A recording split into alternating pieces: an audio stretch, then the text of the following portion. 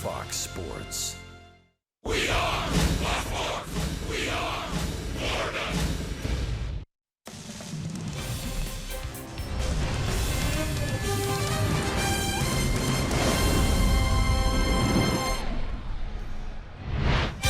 Welcome to Baltimore, the Inner Harbor, and boy, oh boy, as we approach the official start of summer, couldn't ask for nicer weather to start a three-game series, which kickstarts a three-city road trip. It's the Marlins and the Orioles inside Oriole Park at Camden Yards. With that, we say hi again, everybody, and welcome inside the broadcast booth. Paul Severino and Todd Hollinsworth. Well, these two teams, I guess you could say at least for right now, headed in opposite directions. The Orioles have lost 7 in a row. Meanwhile, the Miami Marlins are coming off arguably their most complete series this close to a 4-game sweep. Yeah, and it's great to see. Not only did they play well at home, but go back to the end of the last road trip against the St. Louis Cardinals, played great baseball. That's what you're hoping happens again. Listen, this Marlins team has been tested this year. They've got a 10-game road trip.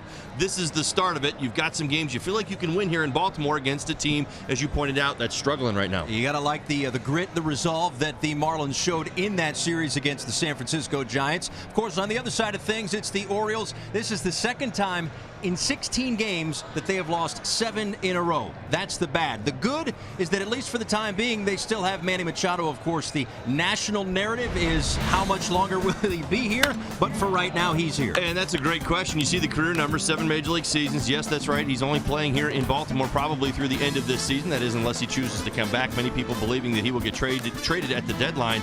Great numbers now as a shortstop and a third baseman. That probably should open up that conversation even more.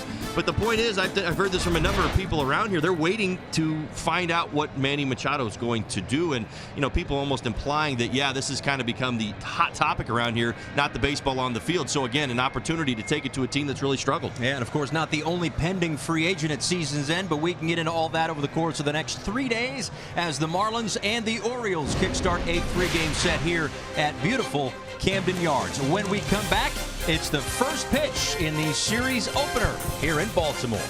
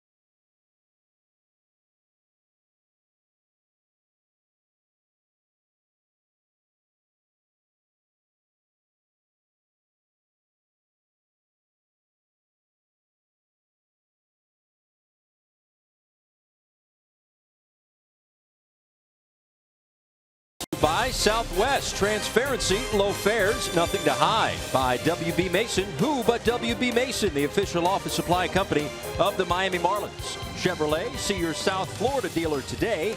And by your local Toyota dealers. Toyota, let's go places. Back here in Baltimore, a gorgeous night, a awesome ballpark, really tremendous ballpark, and of course really kind of kick-started the whole Renaissance thing with the old school ballparks. Obviously we'll have plenty of pictures as we roll along, but first the lineups presented to you by Southwest. Of course there is a DH here with interleague play, so that's going to be something to watch here. See if a National League team built for National League ball can fare with the designated hitter. The DH for the Marlins tonight is in there somewhere. Where did I put him? It's Bohr. Yeah, there it is. I was so used to putting him at first base that I think they've got two first basemen in there. Yeah, Dietrich's at first and Bohr's. There we go. Hey, 4 days off. You don't know which way is up anymore. I know that's the pitcher. I know his name is Kevin Gausman, and this is his 14th start. Now the Orioles have lost his last 5 starts. That is a bit of a theme around here. You look at Gausman, 4.58 ERA, 76 innings, just over that, 74 strikeouts. That certainly tells you what he's capable of doing. He can put guys away. He's got a good split finger fastball. Lefty's hitting 267. Righty's 305. Pay attention early. 6.28 ERA. First 3 innings of a game. He's had some issues early on. He has had some issues. This team has had some issues overall, but what can we expect tonight? Let's follow up. I'm going to give you the AutoNation scouting report while we've got some time here. It's been a while. I just mentioned 6 starts ago, last time he won a baseball game. Run support is a major issue. This really isn't a reflection on Gausman. He's pitched okay, not great, but only 2.2 runs of support for the starters, and that's on the whole. Now, hammer time. Follow along. Gausman, fastball getting hit very hard this year. Lefties and righties, both of them hitting a combined 370 against his fastball, and 10 of the 14 home runs have come off that pitch, which leads you to the splitty. He's actually using that a lot more right now. In fact, threw 39 split finger fastballs his last start, so he's trying to change that arsenal around a little bit as he's working through some fastball issues. Got a ball and a strike to Derek Dietrich. And now 2 balls and no strikes to, yes, the Marlins' first baseman tonight. 2 for 7 yesterday in that 16-inning defeat to the San Francisco Giants, but on the homestand, 5 for 19 with a home run and a couple of RBIs. And now 3-0 to Dietrich. So certainly not the start that Gausman would have liked, and it kind of plays into all of these different numbers and just kind of how things usually work out. If he is afraid of the number 1 hitter, it wouldn't shock me as he walks the leadoff hitter on 4 pitches. First hole hitters hitting 436 against this guy, so they're going to get first base anyway, it seems. It certainly plays along with his issues early in a ball game. Let's give you the defense for the Orioles tonight. Here you go. Mancini gets the start in left field. Be careful. He's got a good arm. 7 outfield assists. That's second in Major League Baseball. Adam Jones, boy, he's been out there for a long time. Trumbo in right. Valencia, Machado at short. Scope, Joseph, Cisco behind the plate. Gausman on the mound. In steps Brian Anderson. He takes a pitch outside. 1 for 7 yesterday. 10 for 28. That's a .357 average. That's what he did on the homestand. He has been red hot, playing in his first game against the Baltimore Orioles.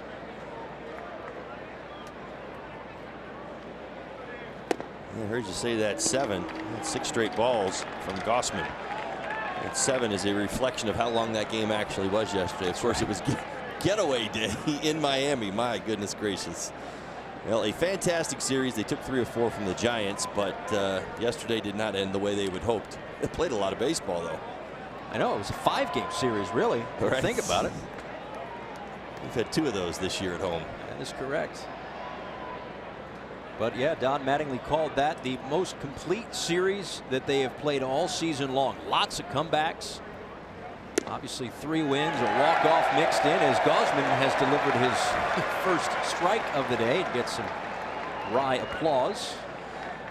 Yeah, I completely agree. Skipper's talking about how the Marlins won that 4-game series against the Giants. Many heroes, different heroes every day.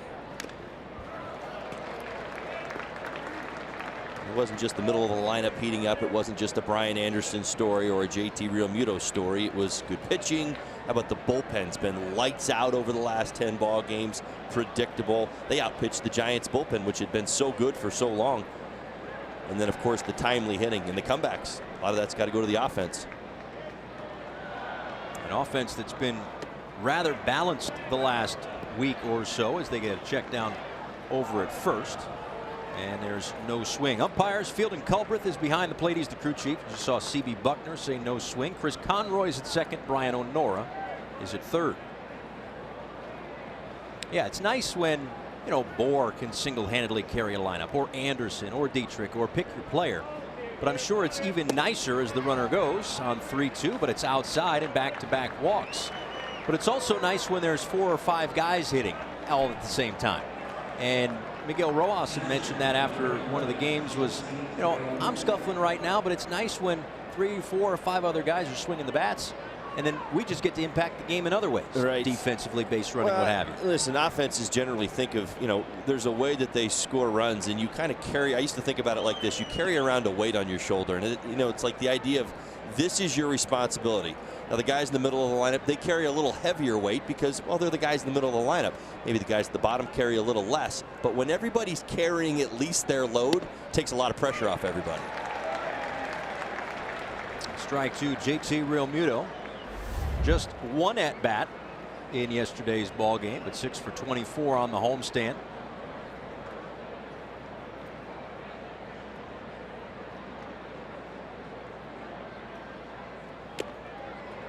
Here's what's interesting about Gausman is that he has faced 2 batters and walked them both. He is coming off of 2 consecutive starts in which he did not allow 1 free pass. This was Saturday against the Toronto Blue Jays. He worked into the 7th. Very good outing. 3 earned runs, no walks, 6 Ks. You're absolutely right. It's kind of what he's been coming off of. 4.71 ERA here at Camden Yards. 6 starts. That game against the Blue Jays, the Orioles lost on a walk-off walk, but Gausman put together a quality start after 12 earned runs over 8 innings in his previous 2 starts. Well, in a lot of ways, I mean, you can look at the Orioles numbers, you look at their win-loss record, 19 wins, obviously the 47 losses, and I think most people, first thing you think of, well, the pitching must not be doing its job. Now, it hasn't been great, it's been okay, but most of the conversation here in Baltimore is why is our offense so bad? This one grounded to third. They get the 1 out as Scope fields it like a first baseman. They get Anderson first and third, 1 away. Now this slow roller to the left side, not hit hard enough to turn to. Let's see, quick throw. Scope, as you said, playing it like a first baseman, knowing that he's only going to have the 1 out. JT runs too well. So first and third, runners in scoring position, hitting .307 against Gausman this year.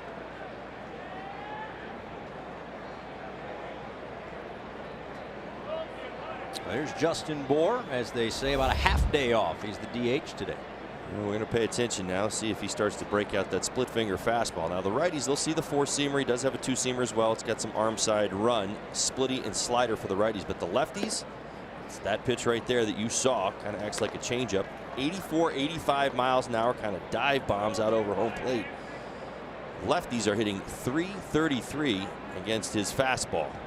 Good spot here. Justin Bohr coming off a 2-hit day yesterday, had a double. He's reached base in 13 straight games with a .397 on base percentage.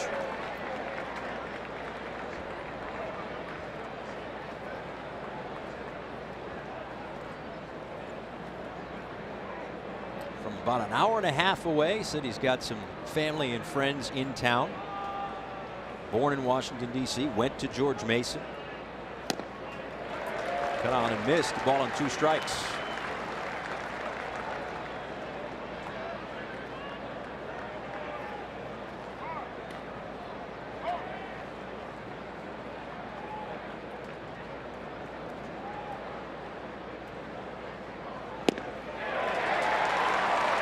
Well, a steady diet of split finger fastballs. Last one gets the job done for Gausman. Jumping right into that arsenal. I mentioned the 39 that he threw in his last start against the Toronto Blue Jays, and he is knee-deep in it already. He's got trouble out there on the bases. Almost anticipate him going past the 39 today. He's really trying to find his way.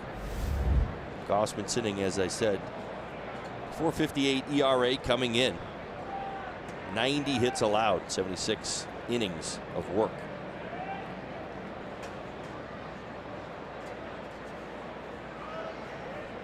First and third and 2 outs for Starlin Castro.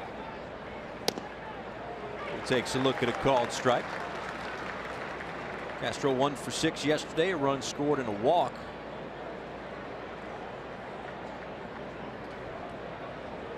Gausman trying to wiggle out of this first inning jam. He issued walks to the first 2 batters, got a ground ball and a strikeout. Now Castro trying to make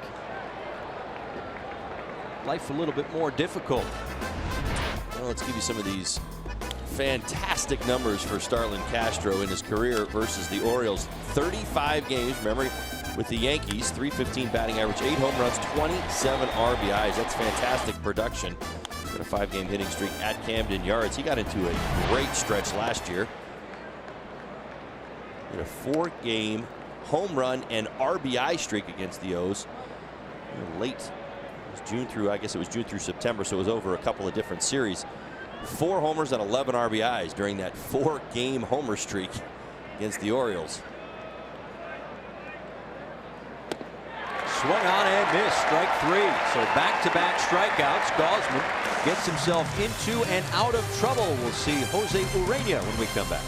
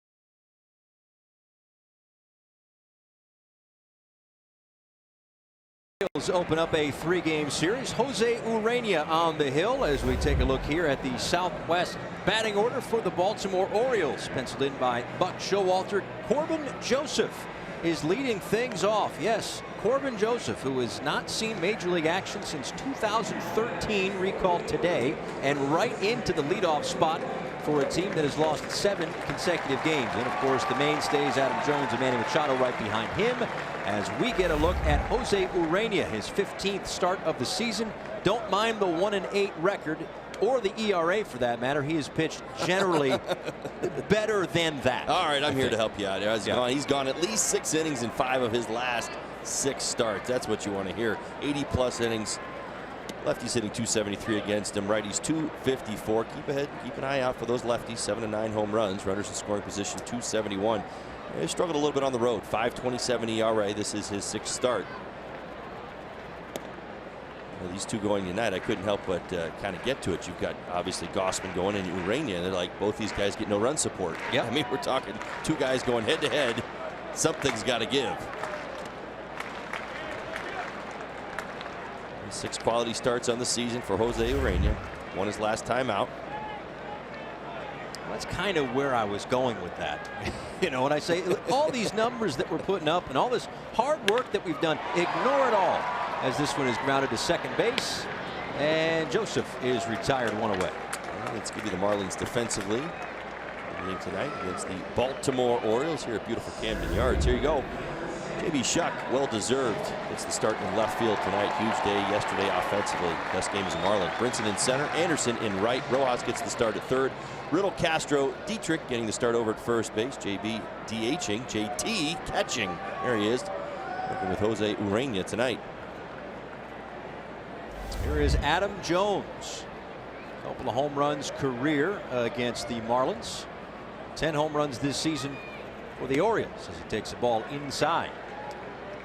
I think Adam Jones, he's the one I kind of pegged as the example of what, well, I don't want to say necessarily just, hey, this is what everything's going wrong in Baltimore. I know 19 wins kind of lends itself to that conversation, but this is who the Orioles are. They've struggled more on offense than anybody else in all of baseball. He's got 10 home runs and 8 walks.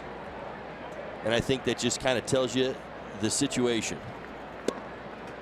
You look at who they are offensively. 226 batting average, last in the American League. Third most Ks, fifth fewest walks.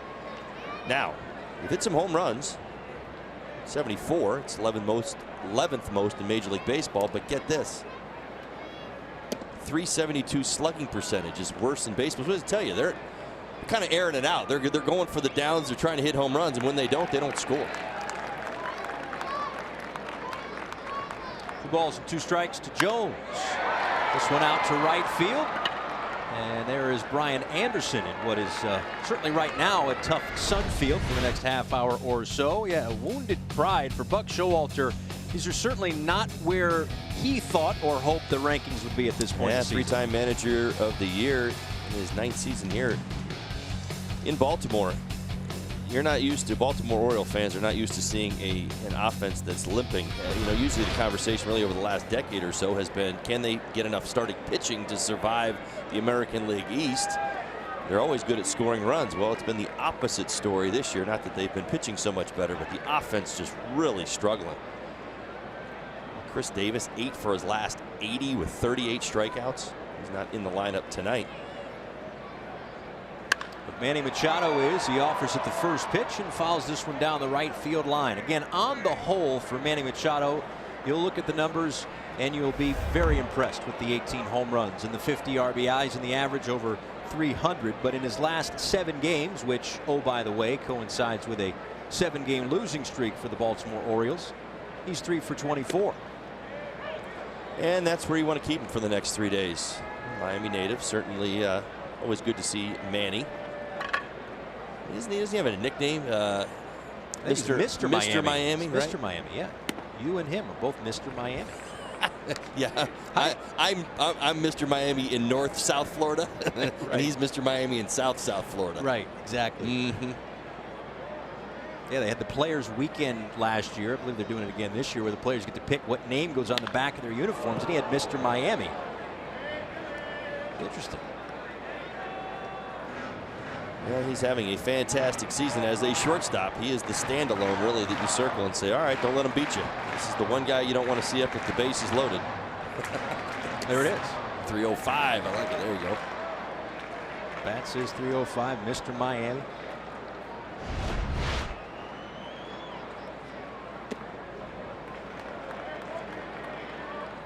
Originally the number 3 overall pick back in 2010 out of Brito Miami Private School. Bryce Harper went number 1 that year. Jameson Tyone number 2 to the Pirates, and then Machado to the Orioles.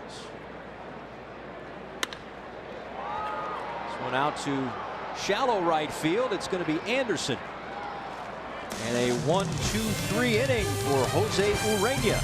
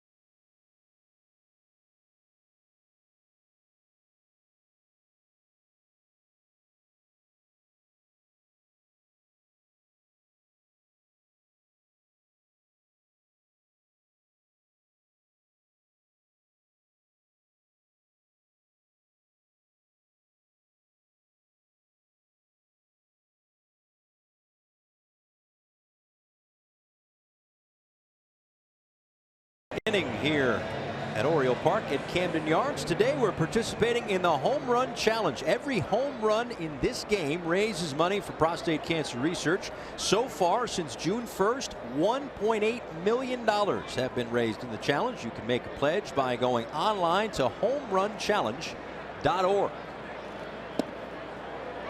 As JT Riddle takes a called strike. It's Riddle, Brinson, and Rojas. 6, 7, and 8 due up. JT's coming off a game in which he hit a long home run to center field. Good to see. Great swing. And right back through the middle.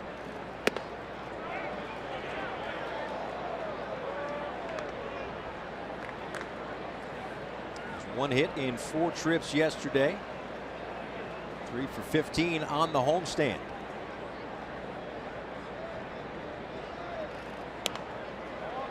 Fouls that one right back. Ball and 2 strikes. So again, a 16-inning game yesterday. You got the flight, not a killer flight, 2.5 hours. You get in at a decent time. There any holdover from yesterday? Oh, no, I don't think so. Physically, mentally, either one? Not today. There's the splitty once again. Number 9. He's now throwing 9 split finger fastballs. 3 consecutive strikeouts going back to the board bat. All 3 on that split finger.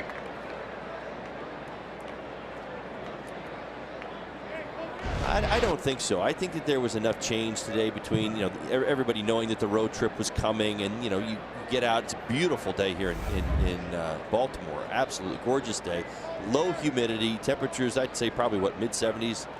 81 at first pitch. 81. All right. So there you go. I mean, it's just everybody was raving about how beautiful it was here. Kind of a new venue, a park that you just don't see very often. There was enough buzz and excitement kind of around this, and generally I was hanging around watched everybody take batting practice today. It was pretty good. Guys were excited.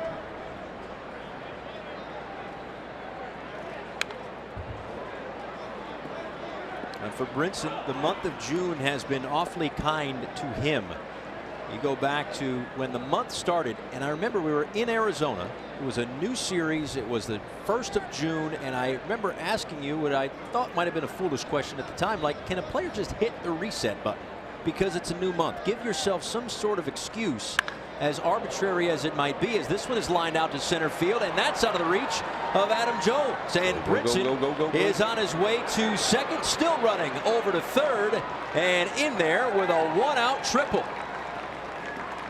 Well done, well done. Part of this new approach from Lewis Brinson's second triple this season.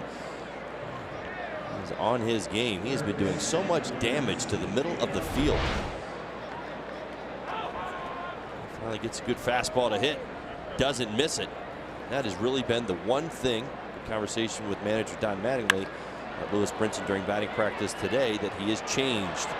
So much of his swing was out and around, very much to the pull side. And when you take a pitch, a 2-seam fastball on the inside part of the plate and stay through the middle, you set yourself up for all sorts of success, because now you're letting the ball travel, you're seeing it a little bit longer, and you're using that whole field perspective. Miguel Rojas takes a called strike on the outside corner. Orioles play the infield in. Yes, it's just the second inning, but neither one of these two teams on the season scoring a lot of runs. So certainly runs precious.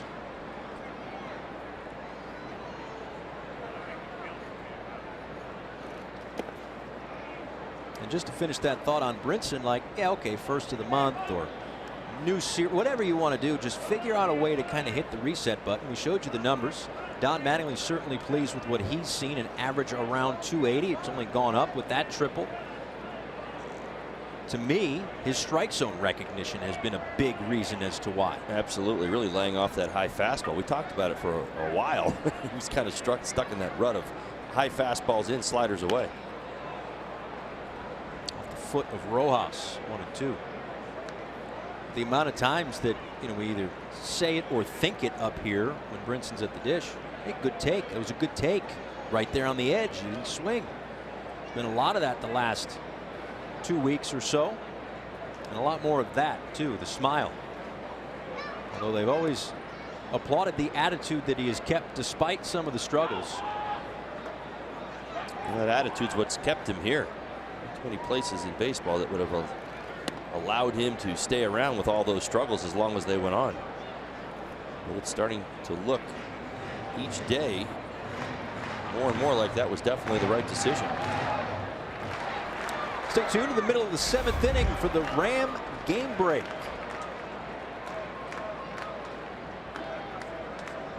2-2 pitch to Rojas. He takes it low and the count is full. Now this is a good bat for Miggy no matter what happens. He's grinding right now. You see him getting it back to 3-2. He's starting to give you signs that he's coming out of that funk. He's been in one for a little while now as he tried to kind of process this out. Sometimes you get knee deep in your own thoughts as you try to break these slumps. You got to fight and you got to fight and you got to keep fighting until that rhythm comes back at home plate, till you get back on that fastball and you recognize the secondary pitches. But it really starts with at bats where you start to grind, and this is a pretty good example of that. Look at the numbers in June. So looking for that first RBI. Tell you what, he's hitting 8th tonight. I couldn't help but think back to last year, one of the best hitters in all of baseball out of that 8 spot. 292 on the season last year. This year he's only been down there a couple times. J.B. Shuck hitting 9th. Again, of course, a designated hitter in an American League ballpark.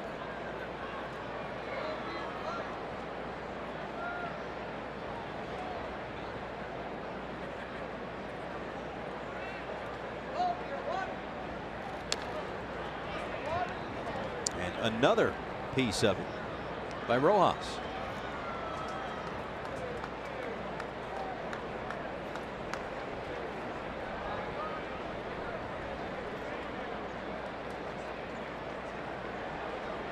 Brinson at third after the triple. This will be the 9th pitch of the at bat to Miggy.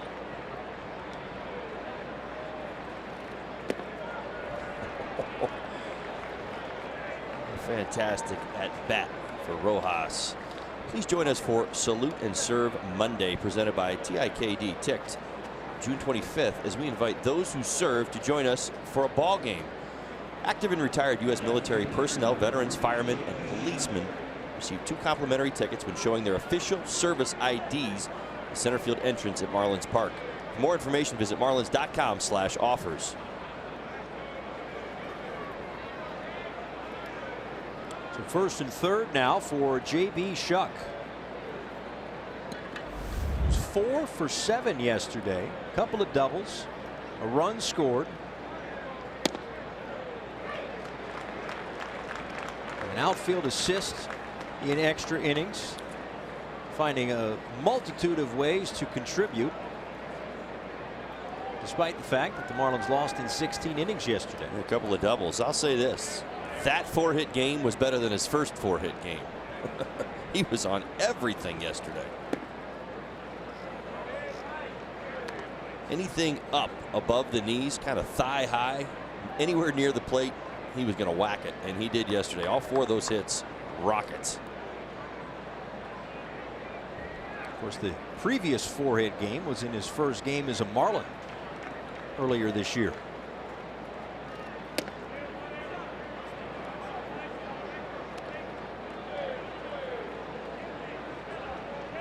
Back then he had a hit in his first 4 at-bats, which was the longest streak to begin a Marlins career.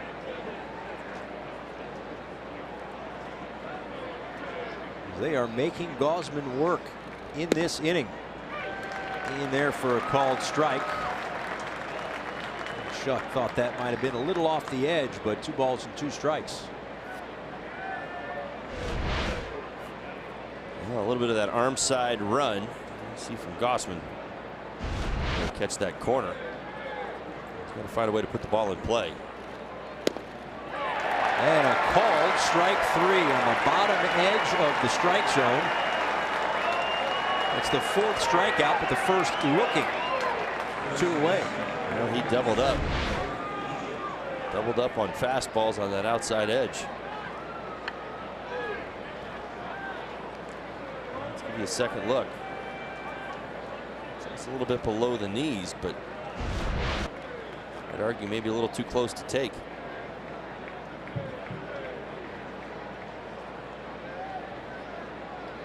Back to the top of the order for Derek Dietrich. Dietrich walked but was stranded in the first inning. For the second inning in a row, the Marlins have a couple of runners aboard. Good pass, but fouled right back to the screen. 0-1. Well, for Gausman going up against him right now, you have to really concentrate, kind of have those wide eyes, try to pick up the ball as early as you can. There's such a discrepancy between that fastball and that splitty, particularly for the left-handed hitters. He's got good velocity on the fastball. He tries to create that dynamic, and if you go up there and you're sitting on the splitty, you're not going to do much with 95. Look at that separation. 97 miles an hour on that high fastball, elevated 82 on the splitty.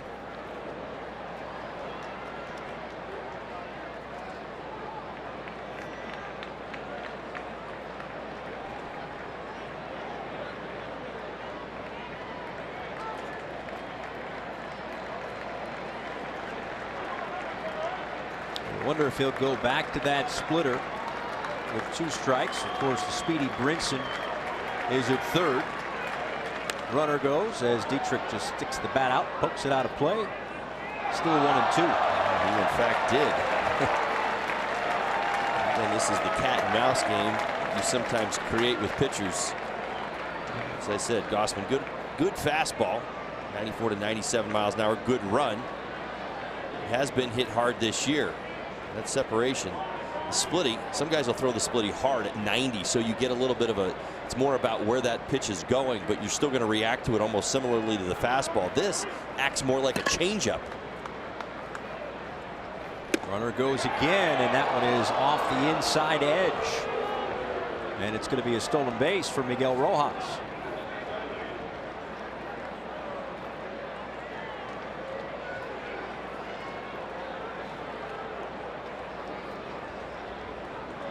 Marlins may have caught a mini break there. Runner going. Not sure what defense the Orioles had, but Cisco had to kind of frame that pitch as best he could, not even think about getting Rojas. But now he's in scoring position with 2 outs as Dietrich swings in, sends it in the air to left field. And that's Trey Mancini putting it away for the second consecutive inning. The Marlins strand a couple, still scoreless.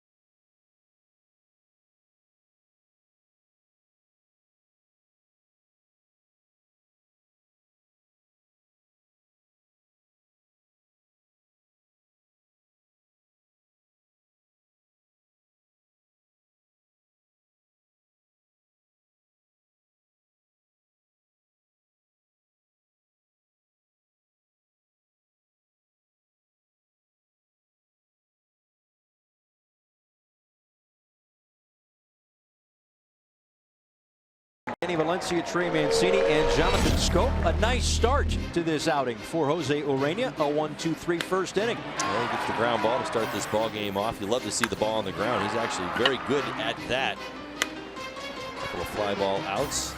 Not hit very hard. First time through that lineup. Good to see. So again, it's Valencia leading things off on a 6-game hit streak. And he takes a called strike.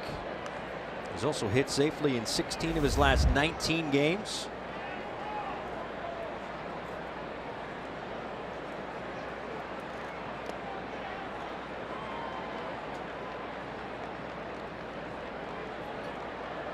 Valencia, a guy with some South Florida ties as well. Spanish River Community High School in Boca Raton. Went to the University of Miami. Got on and missed. A ball and 2 strikes.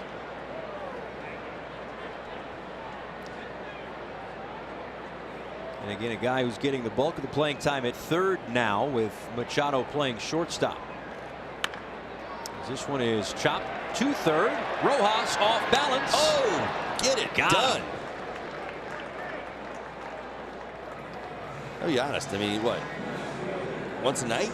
Once a game? At least? Yeah, on average, yeah, I would say so. We get to see something special from Rojas right now.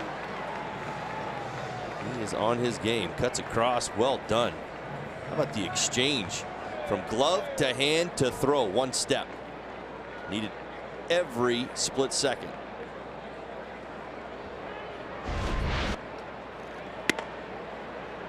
Inside to Trey Mancini. Well, here's the thing about the Marlins, right? I'm fairly certain of this. They don't get the attention nationally about their infield defense the way that they should, as Mancini lines one foul into the corner. But man, oh man, this defense can pick it. And I know that guy right there, Bone, Perry Hill, extremely proud of this group that they've got right now. Well, it was fun this past weekend in Miami to see Bone, with some of my teammates. Luis Castillo and Gonzo was back, and Mikey Lowell and everybody, they took a picture together. I kind of was just in the area code when that was going on, and it took me back to how great they were that year and how big a role Perry Hill played in that season. I know for a fact that players, infielders in particular, like Starlin Castro, come here with a hunger to get better. I mean, like, that's their idea. Like, I know I'm going to be a better defender this year because I get to work with that man. I also know for a fact that a few former Marlins, not this group, but guys who would have played throughout the years that were Marlins, were with Bone and then left. We're like, where's Perry? I need him back.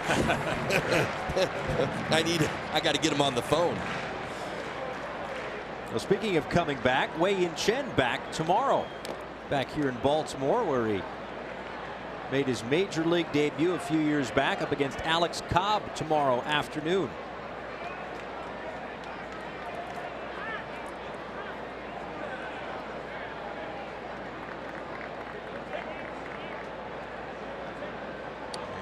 Rainier. They just want him to baseball. I don't know. Perhaps fielding culprits. Arm's a little sore. Didn't want to throw it out there. I don't know.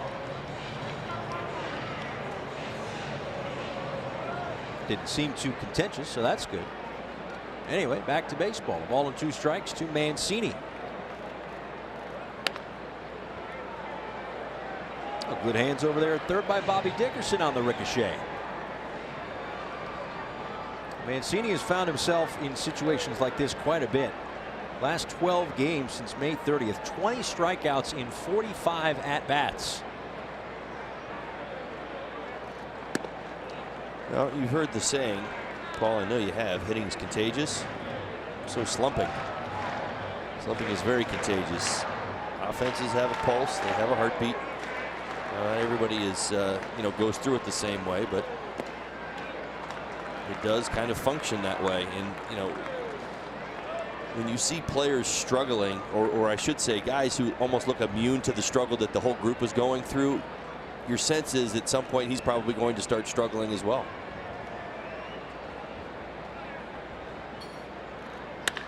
Right back up the middle, and there's Castro.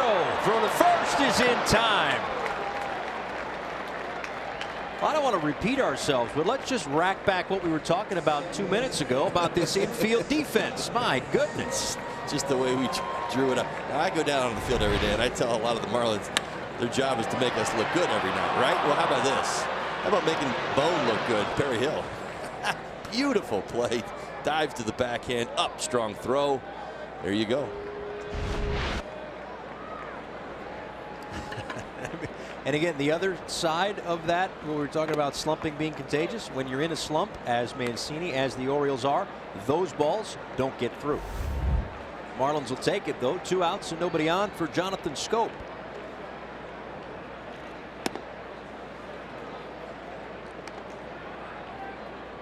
And Urania will take it as well. Defense has been good behind him.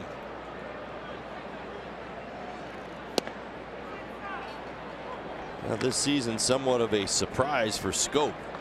Last year, really busted out. 2017 played 160 games, 32 homers, 105 RBIs. OPS of 840. Trying to hit the lip. A good hop for Rojas. 3 ground ball outs in the second inning. And back-to-back 1, 2, 3 innings for Jose Urania.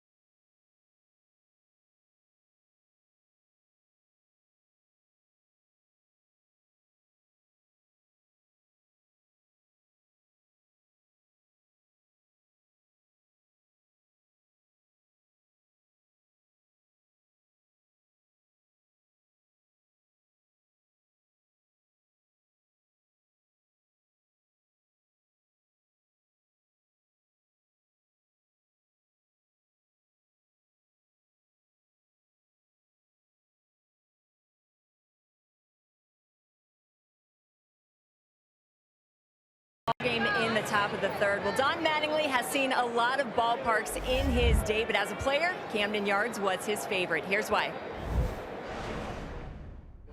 That building out there, the skyline in center, you see the ball good, fans are on top of you, good energy here. I like it here. Everything but the rain. It seems like there's rain all the time. Lots of it. There's another reason that Mattingly may have loved this ballpark. Guys, in 24 career games, a .344 average to go along with 4 home runs and 20 ribbies. I don't think that hurt. No, I don't think so at all. Of course, this beautiful ballpark, which still has that kind of newish look to it, even though it's got that throwback design. It's very hard to describe it, but if you haven't been here, it's an amazing ballpark. It really started that trend of that throwback sort of look and feel to get away from that cookie cutter sort of ballpark design. Everybody's building looks the same. That's right. Pittsburgh and Cincinnati and St. Louis, they all had that, multi-function, 2-sport kind of venue facility. This place opened up. Opening day was in April of 1992. And it's still, if you ask around, on a lot of people's list of nicest parks. A nice play out in right field as Trumbo was able to track down the fly ball off the bat of Brian Anderson, 1 away.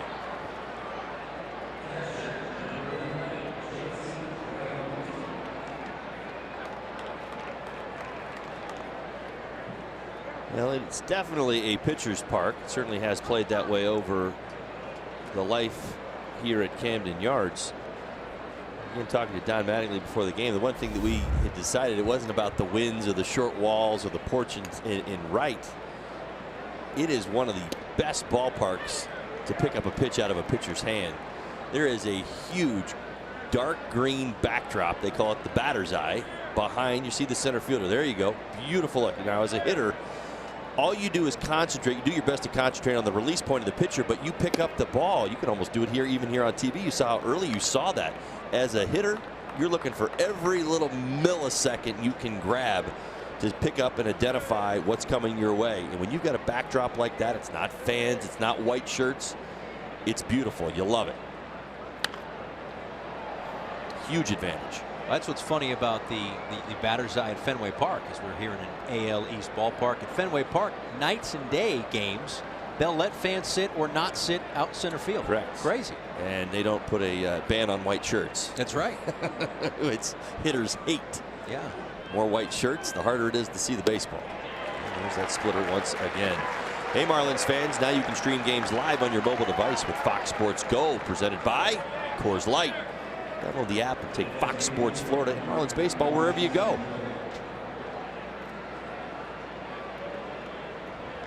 That is now 5 strikeouts for Gausman. And on my count, 4 on the splitter.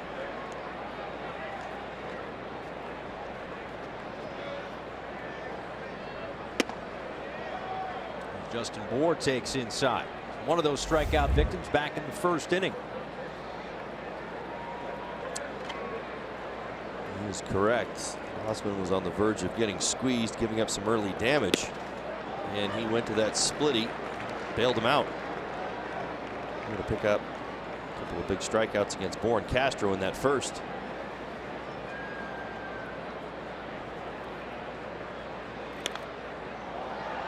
Well, it's again, obviously tonight and going back throughout this recent history for Gausman, it's been a big pitch for him.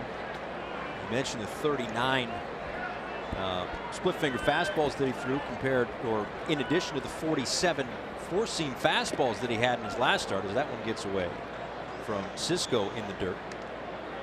So only threw 7 sliders in his last outing against the Toronto Blue Jays. Said afterwards he never really got in a situation where throwing a breaking ball was going to benefit him. 6 2/3, 6 strikeouts, no walks. A called strike 3.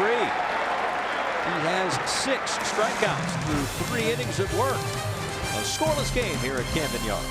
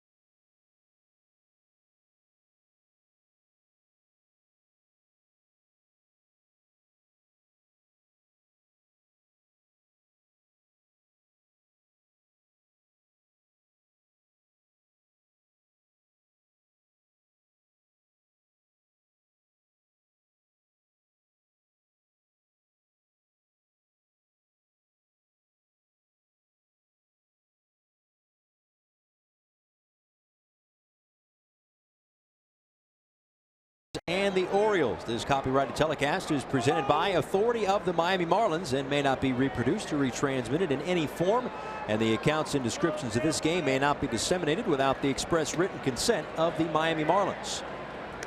First pitch rather to Mark Trumbo is outside. It's Trumbo, Pedro Alvarez, and Chance Sisco, bottom third of the lineup against Jose Urena. It was going 1, 2, 3 in the first and the second innings. Well, that 371 represents his career numbers against the Marlins. He's played 9 games. He's got a 9-game hitting streak.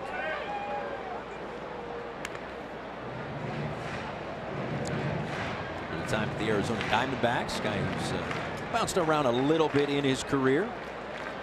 Drafted by the Angels. Traded to the Diamondbacks and the Mariners as this one is sent out to left center field. Shuck for out number 1.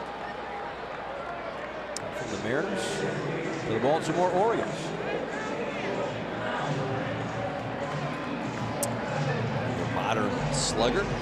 Some very big seasons, put up some big home run totals.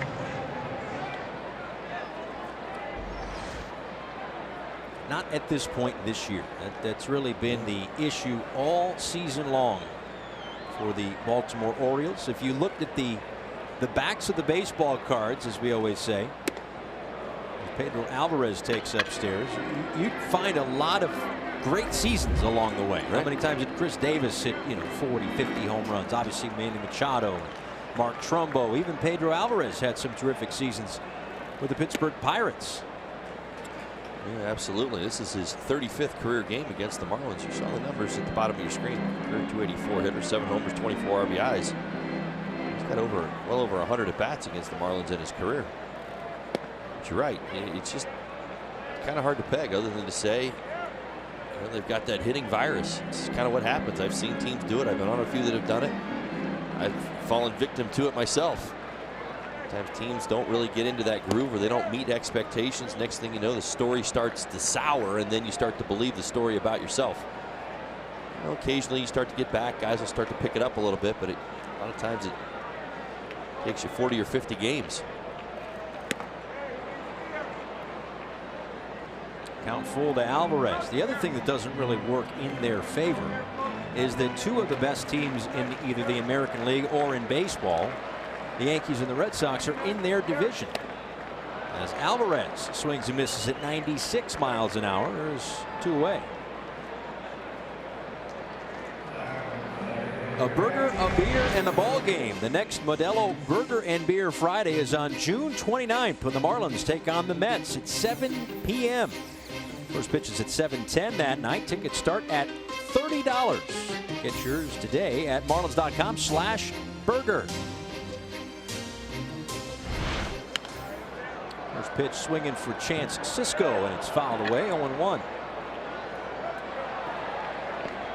Well, it looks good. First time through this lineup. He is really commanding the bottom of the strike zone. Urena with the 4-seam fastball, that 2-seamer with run, arm side run. Really putting the ball where he wants. Has factored in the changeup a few different times, and I've seen a couple sliders that have actually gotten a couple outs as well.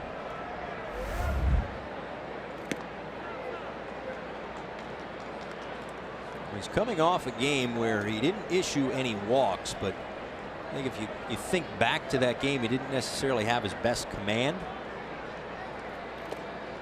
That was for me and Urena. Now, listen, he hasn't walked many really all season long. Since opening day, remember opening day against the Cubs, he walked 4. His command was off. Things got way off course. But since then, he hasn't walked more than 2 in any start all season long. He's made pitches when he's needed to. You saw Alvarez expand the strike zone on 3-1, which means he's either guessing or he was fooled, or he knows that he throws really hard. You saw right there Sisco willing to expand the zone down on a 3-1 pitch. This is what Urena is feeding off of right now. right back to him. The list of slick defensive infield plays grows. Scoreless 3-3.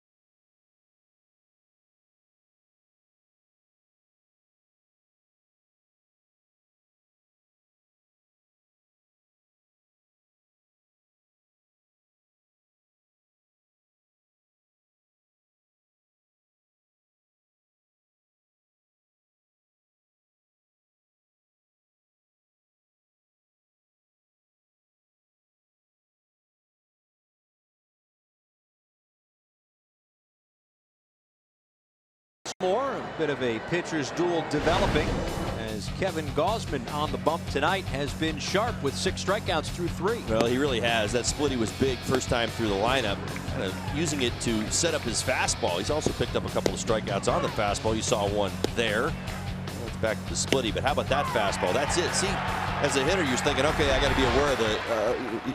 He's trying to read what you're reading. And if you're thinking splitty, he wants to throw the fastball. If you're thinking fastball, he wants to throw the splitty, and that's how it's working. He knows he's got to use that fastball to get ahead. I mean, that's obviously it. He can't just come out and throw splitties all day, although I did see Hideo Nomo do that one time in his career, and he actually threw a no-hitter. Well, it was an incredible day, but that's really all he did. But that was like the only time I've ever seen it. But you can tell in Gausman's approach and in his eyes right now, he's really convinced that this splitty's in a good spot. He's using it a lot. He used it a lot his last start, and he's using it to pitch backwards to his fastball.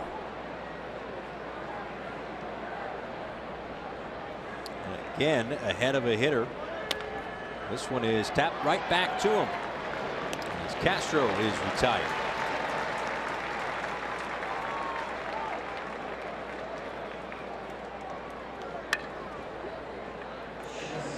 FPL is proud to support our first responders in good weather and bad. See how at FPL.com. Scoreless in the top of the 4th.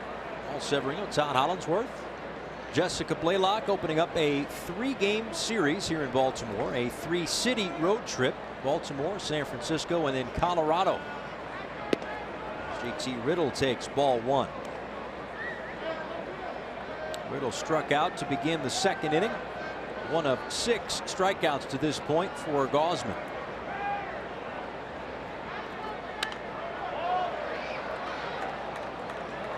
On the strike. The Marlins playing good baseball of late, 6-4 in their last 10 games. But you didn't know this, Paul. You know that they've got the 3rd most wins all time in interleague play? Is that right? That is a fact. I knew that their numbers against the Orioles were terrific. 20-7 all time against the Orioles.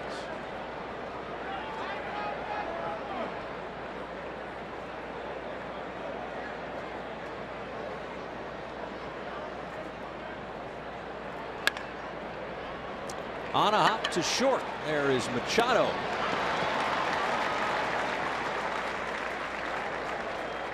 I think you and Craig talked about this a little bit, gearing up for this particular series. Where do you stand on the interleague play thing? Oh, it's a good conversation. You feel like you have to have it all. I mean, if you can't just have a little of it, but you have to have the whole thing, right? Meaning, and I think that would be my whole argument.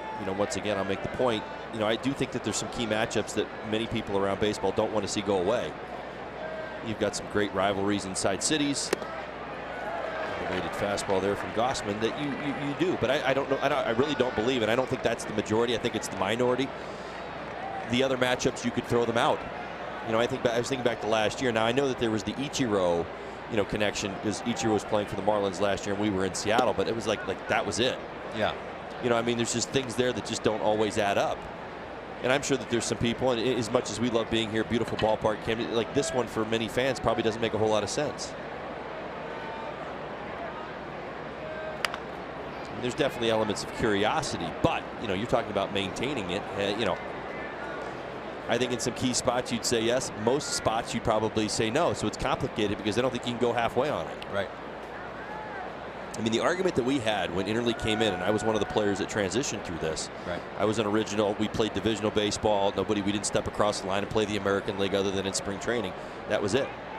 And then we transitioned into interleague play. Good splitting. Boy, oh boy.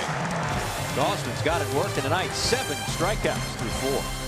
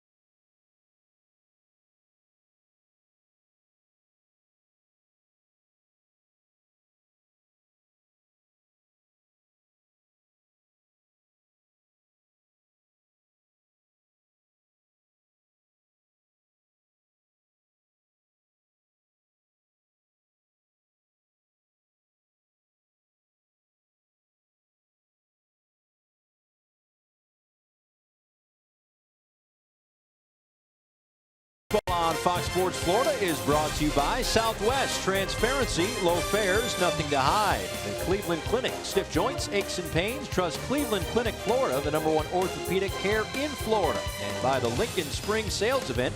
Drive into spring in a new Lincoln. Beautiful night here in Baltimore.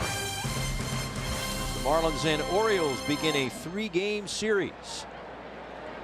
Creeping in on the official start of summer, and it feels like a beautiful summer night here as well, as Jose Urena has had himself a beautiful start to this one.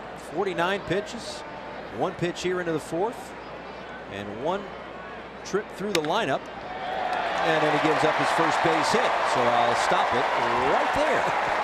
Because that was your fault. That was all my fault. And for Corbin Joseph, we'll look at the swing on the base hit. Bringing back just well enough. Solid base hit right through the right side. That was the changeup down. He gets a nice hand here at Camden Yards. His first big league game since May 13th of 2013. Played in a doubleheader for the Yankees. His only 2 career big league games. 1 for 6 with a double. Run scored and a walk. So it's been a little while. And as they say, it's hard to get here. It's harder to stay. Well, Adam Jones has stayed for quite a while. He's put together a nice career as he did, in fact, swing. 1-0. 1-1. Adam Jones, 257 career home runs as a center fielder, 13th most in Major League history. Does that surprise you? I suppose it does. We talked about this a little on the plane as this one's chopped left side. Riddle goes to second. They'll get the lead runner, Joseph, and Jones will reach on the fielder's choice.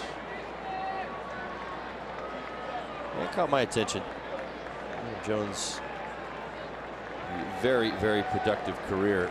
And a staple here in Baltimore, certainly in center field. Well, Urena's at it again. That's his 6th ground out. I'm sure Marlins fans know this. I probably don't bring it up enough. He's one of the best in the game of baseball at getting ground outs. Good ballpark to pitch, right? The ball on the ground, get good results. He's now 5th in the National League in ground outs.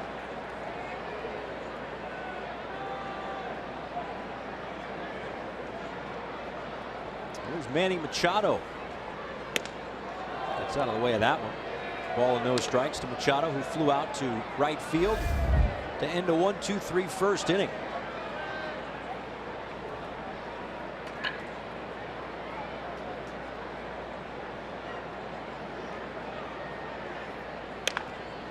To first, but foul. Nice play by Dietrich, but all for naught. Stay tuned in the middle of the 7th inning for the Ram game break. And the ground ball percentage for Urena at the start of play, 10th in all of baseball at 50.8. Well, he commands the low zone as well as, well, at least in my opinion, as well as some of the best right-handers in the National League.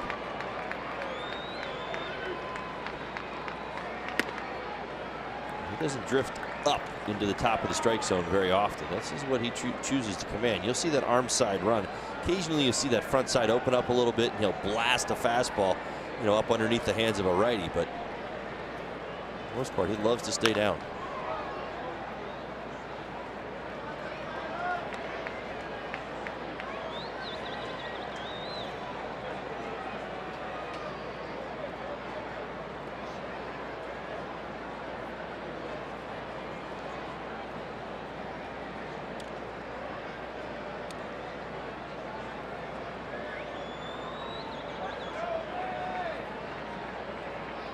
Jones on first after the fielder's choice. It will be a 2-ball, 2-strike pitch from Urena after the check of Jones.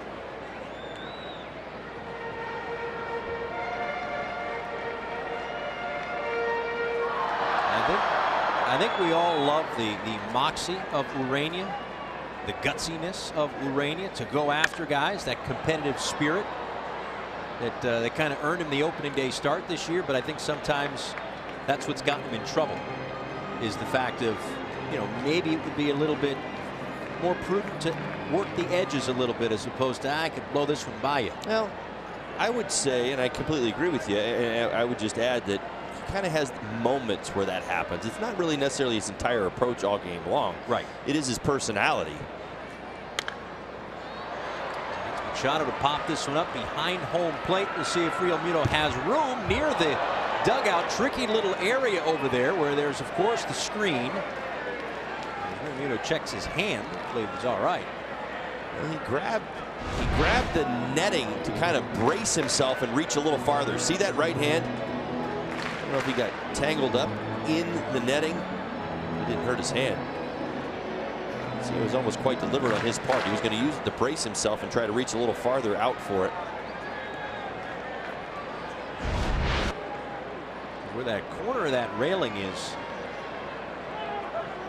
there's only like 3 feet or so more of ground to cover.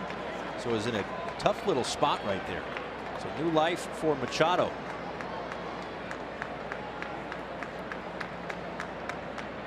Again, the 2-2 pitch to Riddle. It's on him quick, but he gets it to Castro and over to first. A double play. A twin killing to end the 4th. As Urania gets another ground ball out. This time retires a couple through 4 score.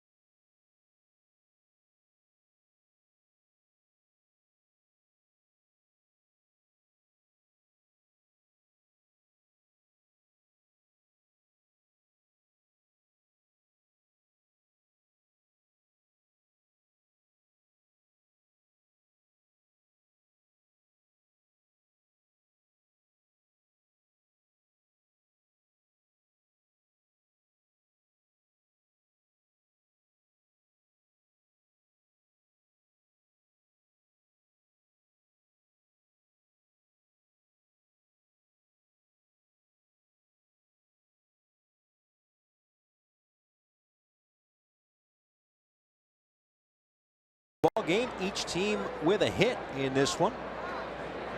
As the Orioles and Marlins begin a 3-game series. Kevin Gausman has had the split finger fastball working tonight. He's got himself 7 strikeouts through 4 innings of work. As Miguel Rojas takes a called strike. After Rojas, it's J.B. Shuck, and then the top of the order, Derek Dietrich. Gausman started this game by walking the first 2 Marlins, but then got a ground out and 2 strikeouts to get out of that first inning. Also stranded a couple in the 2nd inning after a Brinson triple and a walk to this man, Miguel Rojas. But the Marlins couldn't do anything against Gausman in the 2nd inning either.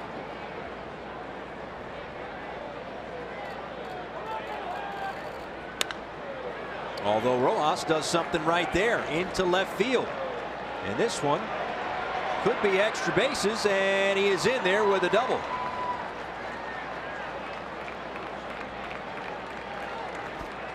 So a leadoff 2-base hit for Rojas to begin the 5th.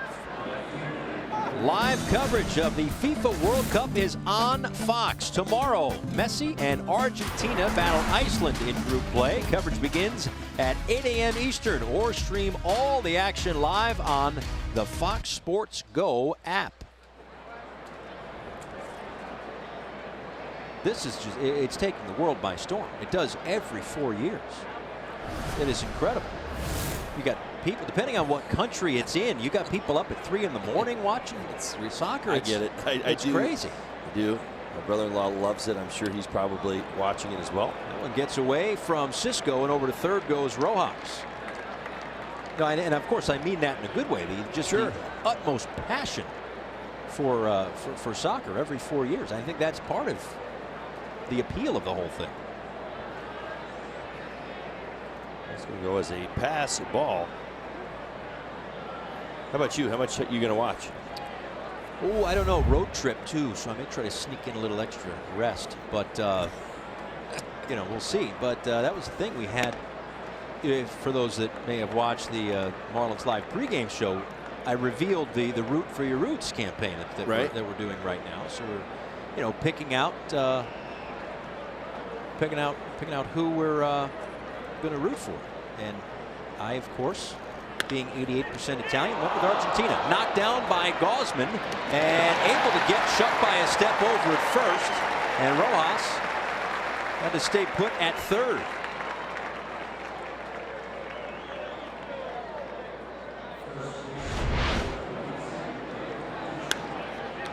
Gausman able to recover. Didn't get too far away from him. That's where he gained an advantage. He knocked it down. If that ball gets off the mound or gets to the grass, JB and that speed of his definitely have beat it out. He is really fast. 6'3", long limbs. Needed every inch of those arms for Kevin Gausman to knock that one down. So back to the top of the order. Here is Derek Dietrich with the game's first run at third. Gobbled up by Cisco behind home plate. Ball and no strikes. So yeah, so we did the whole thing. You give your DNA, and then of course 88% Italian. They're not in the darn tournament, so we went with Argentina, right there. Me and Leo Messi. Wait a minute. So taking over the globe. Argentina. So you're part Argentinian? I am. No. Maybe 0%.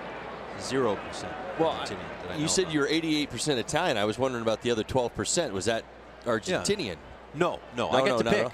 Oh, you get to pick the other 12%? Well, because the other 12%, it was just, yeah. Who knew? Not me. But yeah, it was all geared up for, you know, well, I am going to be cheering for Team USA like crazy. Yeah, you and a lot of others. And another nice play off the mound by Gausman keeps Rojas at third as Dietrich is retired. Not an easy play by Gausman, but fielding his position incredibly well here in the fifth inning. Well, also getting the type of contact he wants. Balls down in the zone, balls on the ground, gives his team a chance to defend. Well, more specifically, Gausman an opportunity to defend. See him once again fielding his position very well. Rojas stuck at third base.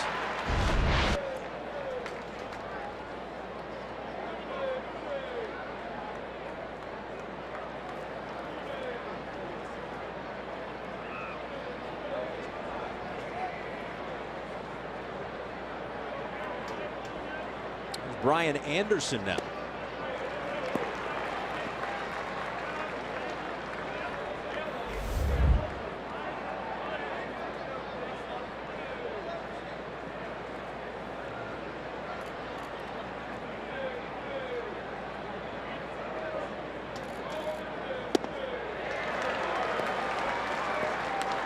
The Marlins now 0 for 7 with runners in scoring position in this ball game. They were 13 for 36 with runners in scoring position against the Giants. Yeah, Brian Anderson's going to have to work hard, down 0-2. 410 batting average. Good take, not a third time. Gausman trying to use that slider. Hasn't thrown too many of them. He's actually saved them from Brian Anderson. Marlins trying desperately to get Rojas in. A leadoff double, move to third on a pass ball, but a couple of balls right back to the mound as that one gets through for a base hit. And once again, Brian Anderson comes through with runners in scoring position. It's 1-0 Miami. I'll tell you what, this young man just makes you smile, doesn't he? You make one mistake to him in any sequence, whether we're talking 4 pitches, 7 pitches, or 9 pitches, he's going to make you pay. He's going to hit the ball hard. Finds the hole. I believe this was an elevated split finger. Now, he saw nothing but sliders until the splitty, but the splitty hung. He didn't have that dive bombing action that I talked about as it got across home plate. Stayed up a bit and drives in the first run of the game. 11 for his last 16 with runners in scoring position, 11 RBIs. As JT Realmuto swings and misses, 0-1. Just an amazing approach this young man has. We talked with Orioles TV color analyst Jim Palmer before the game, who's certainly seen his fair share of baseball through the years, and very impressed with Anderson, as we have been for 60 some odd games. Yeah, I've really decided that you know, sometimes you change the shape of your answers. You get asked about players, and a lot of guys on the Marlins, a lot of the analysts around the game ask me what I'm seeing, what guys do and what they go through, and I think for a lot of us, and generally we're talking my age or older analysts in the game, those guys aren't as young. Point being, when I get asked that question, I respond with, he has a bit of an old school approach. I mean, this day of hitting home runs and walks and strikeouts, Brian Anderson is all about contact. He's all about finding the barrel and really about exit velocity. If you want to throw a sabermetric term in there, there you go. Realmuto doesn't chase the ball in the dirt. 1-2. The first thing I told Jim Palmer was that he chokes up with 2 strikes, even more than he normally would. In fact, he chokes up when he doesn't feel comfortable. I mean, if you watch him, I mean, it's not just he stays there. If he feels like he's getting beat by a fastball, Brian Anderson will choke up again.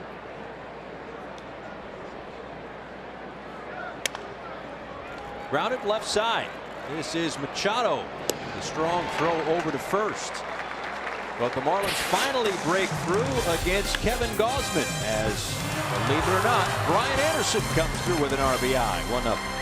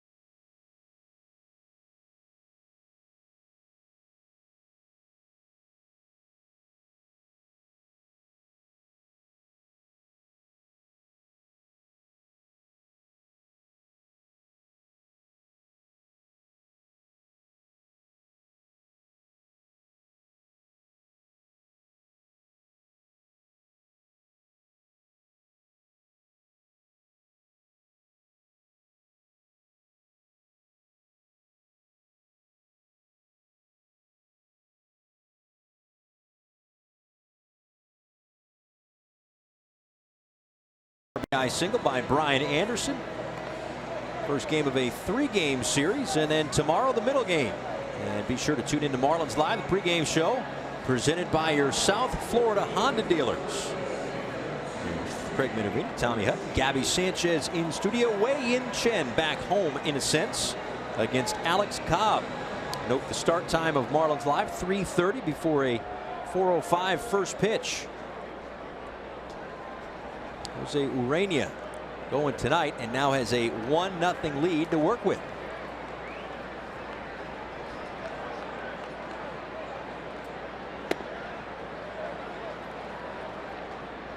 Ball 1 to Danny Valencia, then Trey Mancini and Jonathan Scope.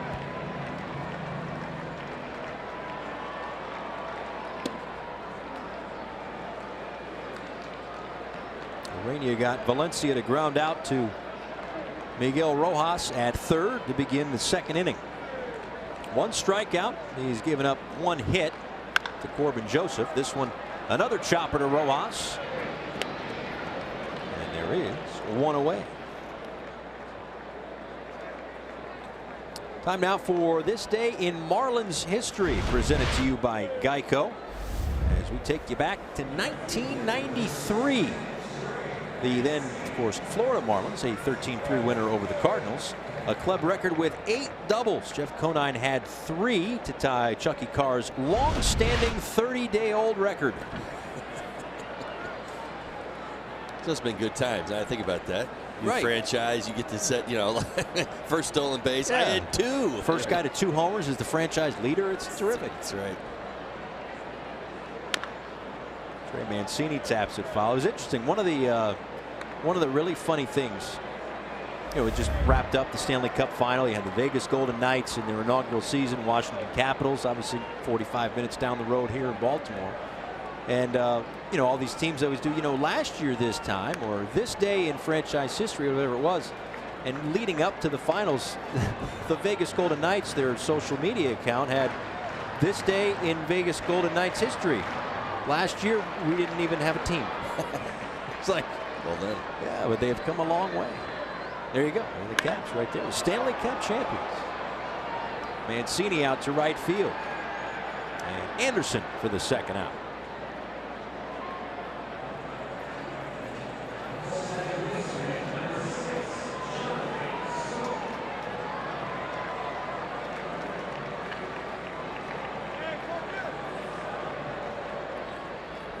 Two of the last 3 starts for Urania coming against the San Diego Padres. Again, his last time out, another day without run support. In fact, didn't really get any hits either. Marlins didn't get their first hit until the 7th inning against Clayton Richard. Jonathan Scope swings and misses.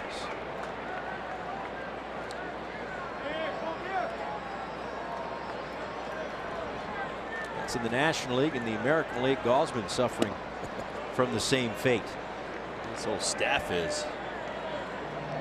Get this. Baltimore Orioles have scored 142 runs for their starting pitchers. Now separating it out just to make the point, because the entire staff has not gotten any kind of run support all season long. They average as a team 3.49 runs per game. Now that's not good. Certainly bottom 5 in all of baseball. But the point is this: their starters 2.2. Swung on and missed. Strike 3, second of the game for Urania, who has a 1-0 lead through 5.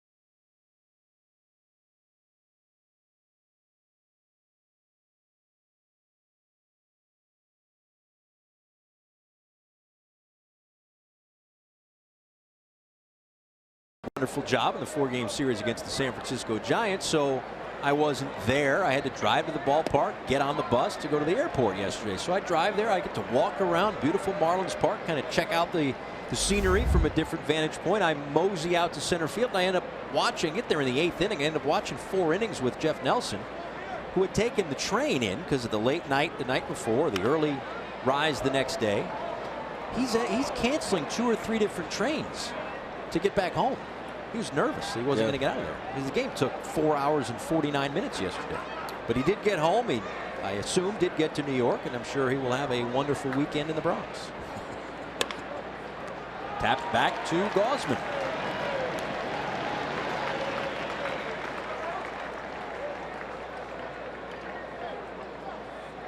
FPL is proud to support our first responders in good weather and bad. See how at FPL.com.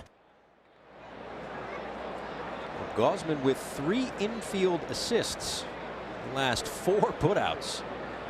Soft contact, either back to the mound or in front of the mound from his vantage point. He's been able to field his position and retire a trio of Marlins.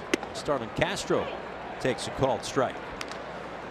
Well, I mentioned the fastball numbers coming in. I think for Gausman, he certainly assessed some of the issues he was having early this season and ways to improve. This one popped up, shallow left center field. Machado for out number 2. It's time now for the Chevrolet Prospect Spotlight. How about Jeff Kinley? Jacksonville Jumbo Shrimp, a lefty pitcher. 3-1 with a 2.60 ERA, named to the Southern League South All-Star team. A 28th round pick out of Michigan State back in 2015. Think of that little it's like a little Rich Hill kind of recoil there. Not necessarily the stuff, but the delivery. I was thinking you mentioned him, Clayton Richard. Yeah, see that too. A little crossfire, a little drop down arm angle there. Bullies that baseball a little bit. Hand over the top. Congratulations to him for making the Southern League All-Star team.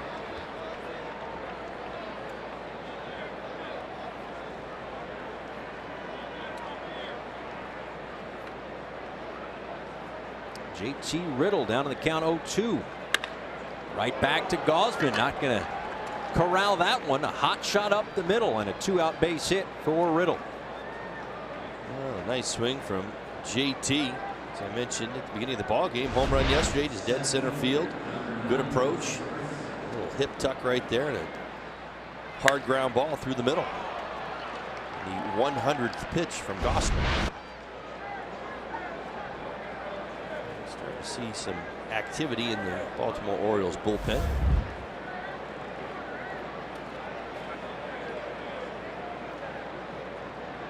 Here's Brinson now. Gets away from Cisco a couple of feet, but no advance for Riddle. Well, this is an interesting predicament here. You feel like there's some knowledge gained, going all the way back to the first inning. You see the numbers on Brinson, or excuse me, on Gausman. He's at 101 pitches. You go back to the Brinson at bat. Now he hit a triple, a rocket on a fastball. He went at him. You wonder if Gausman's willing to do it again. So he's thrown 2 breaking balls, and I'm starting to think that he may just kind of put you on point. I don't want to make a mistake here. I'm near the end of my outing. I got a runner on first base here. I'm going to just challenge him with velocity. Remember, 10 of the 14 home runs this year have come from righties.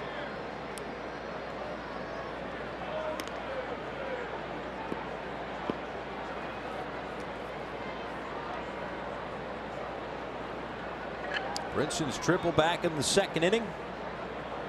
One of 4 hits tonight for the Marlins. They have a 1-0 lead, an RBI base hit for Brian Anderson back in the 5th as Brinson fouls that one back to the screen. Well, a healthy swing right there. You like to see it.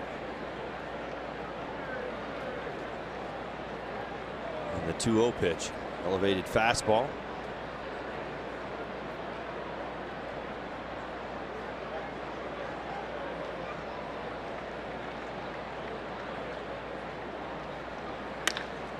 A line drive into right center field. That's a base hit for Brinson. Riddle on his way to third. It gets by Adam Jones, and Riddle's going to come around to score.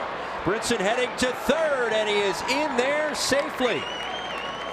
And it's 2-0 Miami. Another hard hit ball for Lewis Brinson.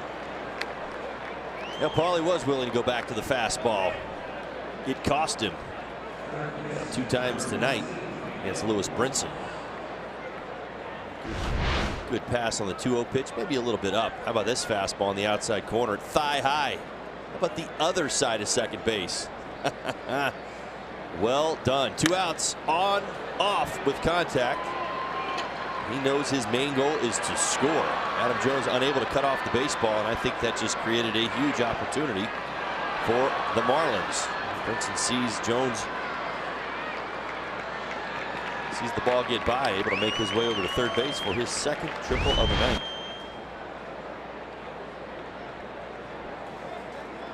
A visit by pitching coach Roger McDowell.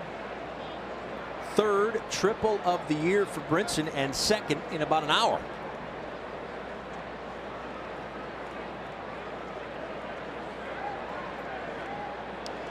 Well, we've talked an awful lot about his swing path and streaking. He's got a path now that I think will work.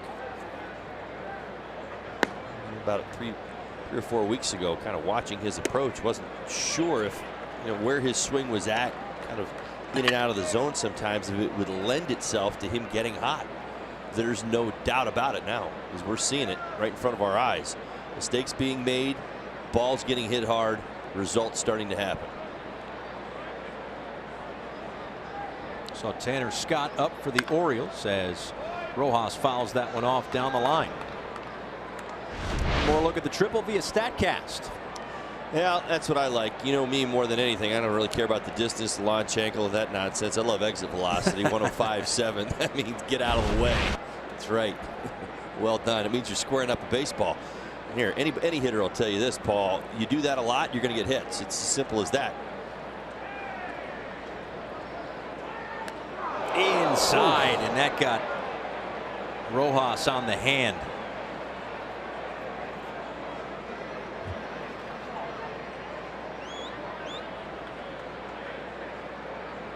We got a lot of things going on here. This ball bounced off his hand and in fact caught him caught him on the cheek as well. You see the redness in his right cheek. His hand, he is walking straight in. This is not good. That's the second time in a couple of weeks that he has been hit up and in somewhere, whether it's the hand or the wrist or whatever it might be, and the ball ricocheted off of his face, and that's why he's been wearing that flap. Well, let's give you a quick look. 2 strikes. You see the top hand, and then it catches him right on the right cheek as well.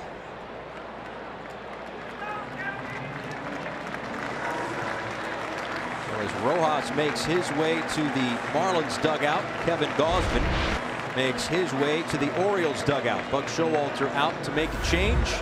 The Florida Lottery called the bullpen. The Marlins up 2-0.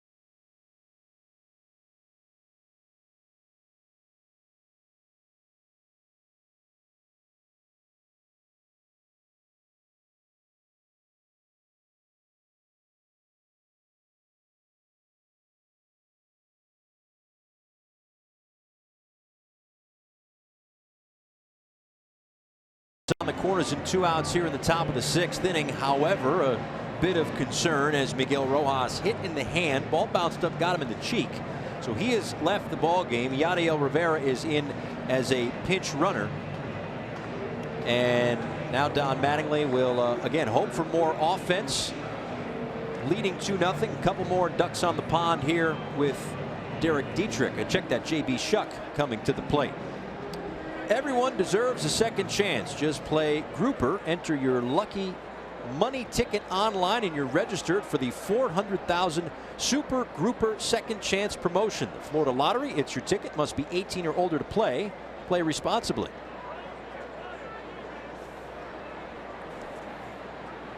So the lefty Shuck facing the lefty Tanner Scott. And that one outside, ball one. Scott's got a good arm. See the ERA, 4.96. This is his, 14th game this season. Four-seam fastball and the slider.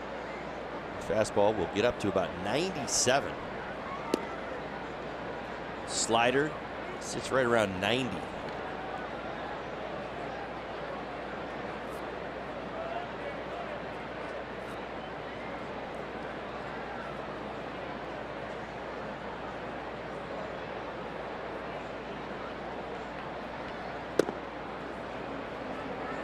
JB Shuck with a 4-hit game yesterday has been seeing the ball well as of late.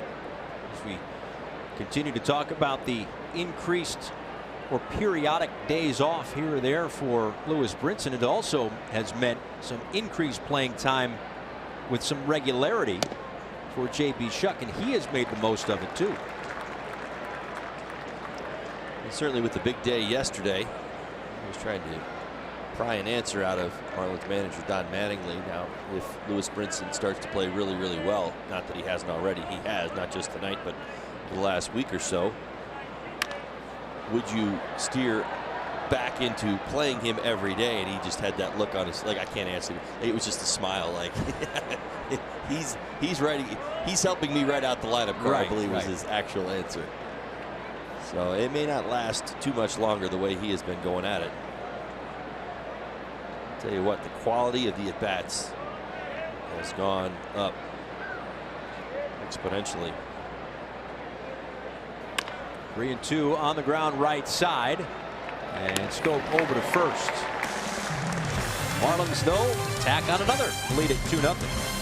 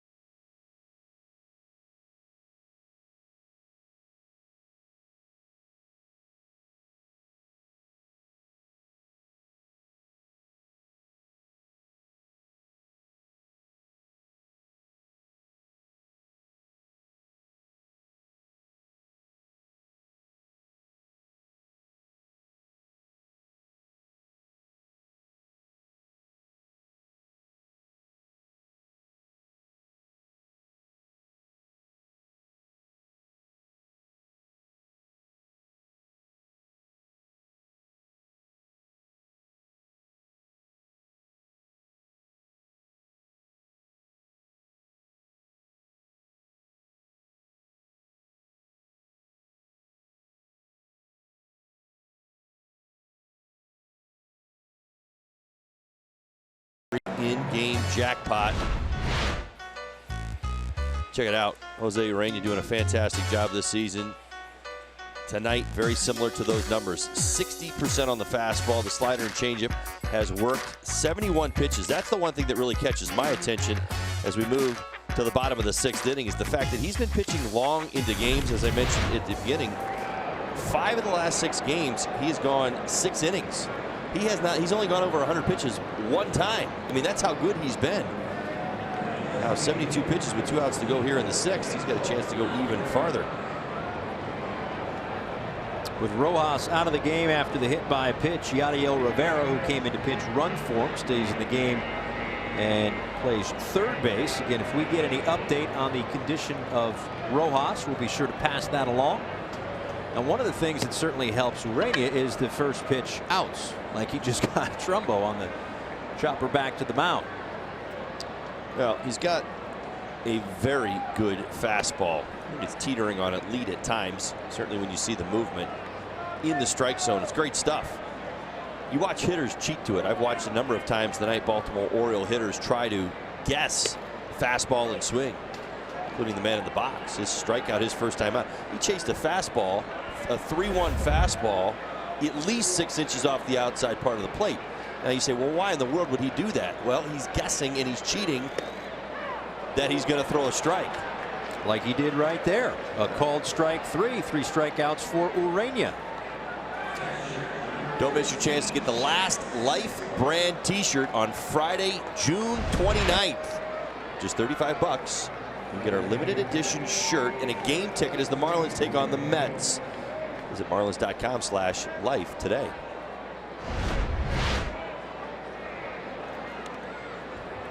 Didn't mean to swing there, but a foul ball nonetheless for Chance Sisco. That's the one pitch he hasn't thrown too many tonight. He really hasn't. He's kind of been like Gossman, you know, kind of stepping on that accelerator at 96 with the 2-seamer and stepping off with the changeup at 90. Now he's got 3 strikeouts. I've got him all on the 2-seam fastball. Yeah, that's very possible.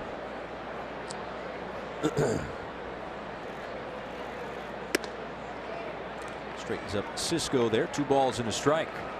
Sisco grounded back to first, to the mound rather, in the 3rd inning.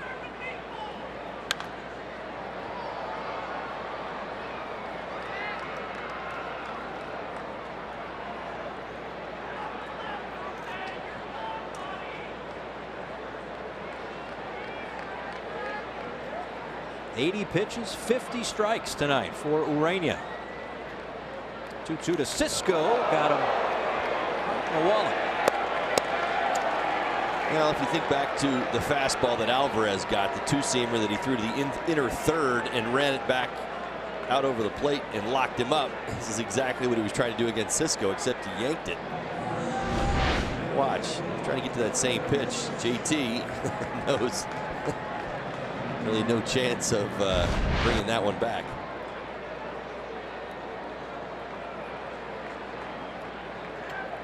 So a runner on for Corbin Joseph, who got his first hit in about 5 years in the big leagues, back in hitting number 4. Only the 2nd Orioles base runner tonight. 8th batter hit this year by Urania. Don't worry about that. Walks are down. Boy, between you throwing out the walks and me saying don't look at the record of the ERA. It's all right. There's only certain things you need to pay attention to around here. That's not one of them. Oh, Juan Nieves out rather quickly. 2 balls and no strikes. Joseph out to talk with Urania. Yeah, this is a 2-0 ball game. Do you remember what we talked about a couple innings ago? Those moments that we seem to see with Jose Urania, where things for about a 5, 10, maybe sometimes 15 pitch spot, they get a little off. Yeah. I think Juan Nieves is zoning in on that right now. He says, all right, listen, we just watched Gossman kind of come unglued at pitch number 100, ends up giving up another run. He's at 83 right now. I mean, everything was in, you know, he hits one batter and he falls behind the next 2-0. He doesn't want him to make another mess. He says that's enough.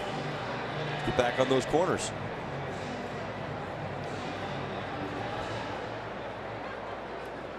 I'll say what you will about, you know, Eastern League numbers, which is where Joseph was compared to the big leagues. I get it. But at the time of his call-up, which was basically today, he was leading the Eastern League in doubles, 2nd in hits, and 3rd in batting average. And was hitting .370 against righties. Joseph was. Takes a look at strike 2 there. 2 balls and 2 strikes. So again, you got Jones and then you got Machado. Things can happen rather quickly. Well, and I just think it really comes back to understanding Urania and that aggressiveness. I mean, you're right. You sense it. I see it too. He gets that in his eyes, and he doesn't want to miss down the middle here. Rivera, nice job backing up to get the good hop. And a big ground out there for Urania as he gets through 6 innings yet again, protecting a 2-0 lead.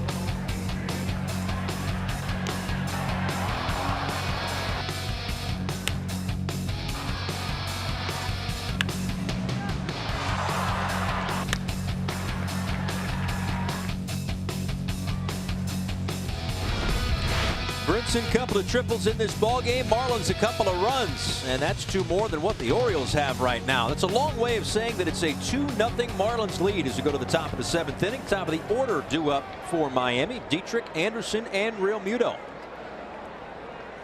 As Tanner Scott stays in the ball game to face another lefty in Dietrich, who swings at the first pitch. Backhanded it short by Machado and throws a strike to first.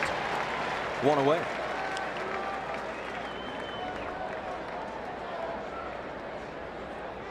Time for your Toyota Inside Look. Most games with a hit. Sure, you got guys like Altuve, who's won batting titles, Nick Markakis, who might be going to his first All-Star game. Manny Machado, of course, could be making, I don't know, $300–400 million this offseason. And Brian Anderson, 53 games with a hit this year. He got a hit in his last at-bat. Who will he get a hit, or at least attempt to get a hit off of here? We'll find out. The Florida Lottery call to the bullpen here in Baltimore.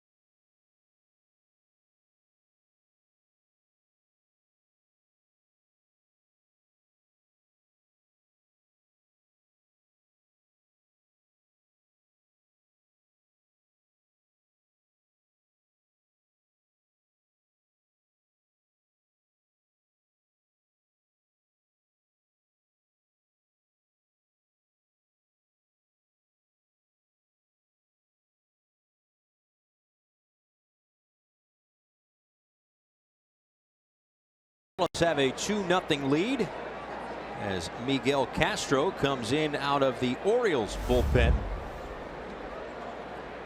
2.88 ERA this year. Opponent batting average right around 220 for his career, and ERA close to 5 in 12 interleague games. He'll face Brian Anderson. The fastball misses way outside. A ball and no strikes. Another hard thrower, four-seam fastball. Sits about 96 miles an hour. Also has a slider and a changeup. Right-handed batters 194 on the season.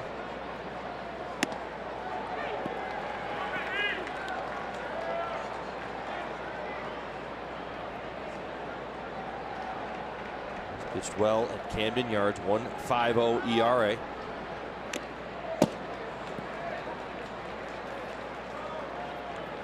.6'7", 205.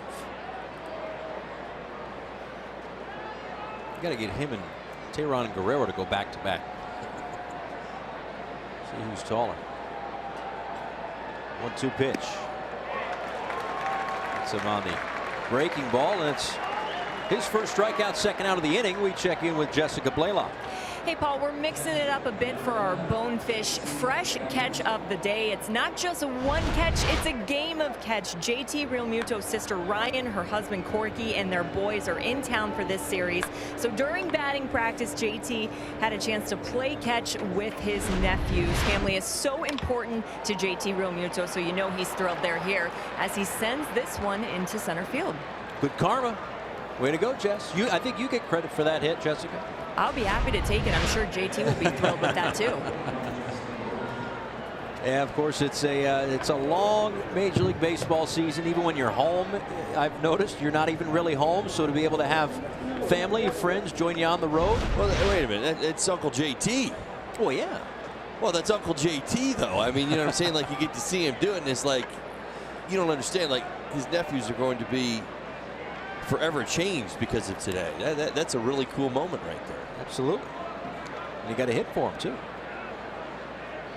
Or I guess Jessica got the hit for him. But either way, however you want to slice it and dice. That meeting we had at the beginning of the season when we told all the Marlins that when we start to talk about you, it was your job, obligation to back it up on the field. Right. They've been listening lately. Absolutely. Yes. It's been very nice. Of course, a friendly reminder to go on to MLB.com and vote for JT Realmuto. Vote for any or all of the Marlins if you'd like. You can vote 5 times a day, up to 35 times. Now through July 5th. All-Star game about 45 minutes down the road in Washington, D.C. JT doing it on the road once again. Talking batting average on the road. So that last base hit now at 300. Kind of always been his thing, though, hasn't it? It has. Absolutely. When you get on the road, you know, and you see JT get a hit, like, it takes you back there, right, instinctually. Back through my notes to see where we were at. In fact, I was looking at, he's actually down a little bit this year. That's right. 300. Yeah. But since the start of 2016, entering today, 329 on the road, 4th in Major League Baseball.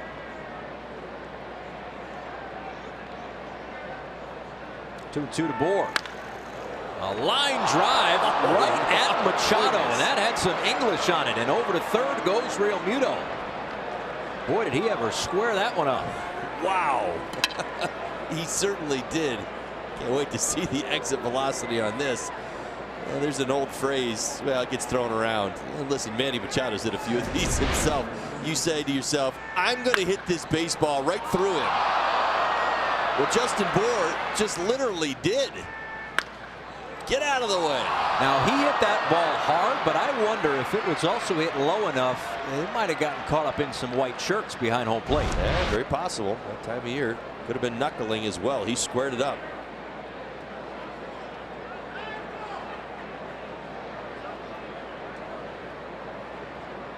Now first and third.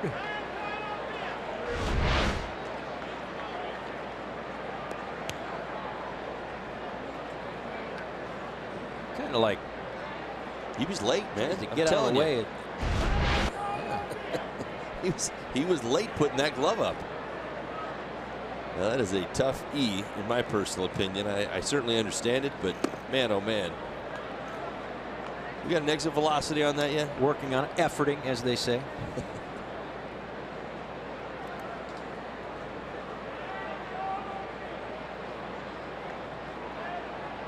Yeah, can't find it. It's okay. We'll try again. We'll try another avenue here. Got a lot of avenues. In the meantime, Starlin Castro looking to come through and driving his 26th run at 111. least. Thank you. 111. 111. 111. Wow. I wouldn't interrupt you if it was anything less than 100. I appreciate that. You're welcome.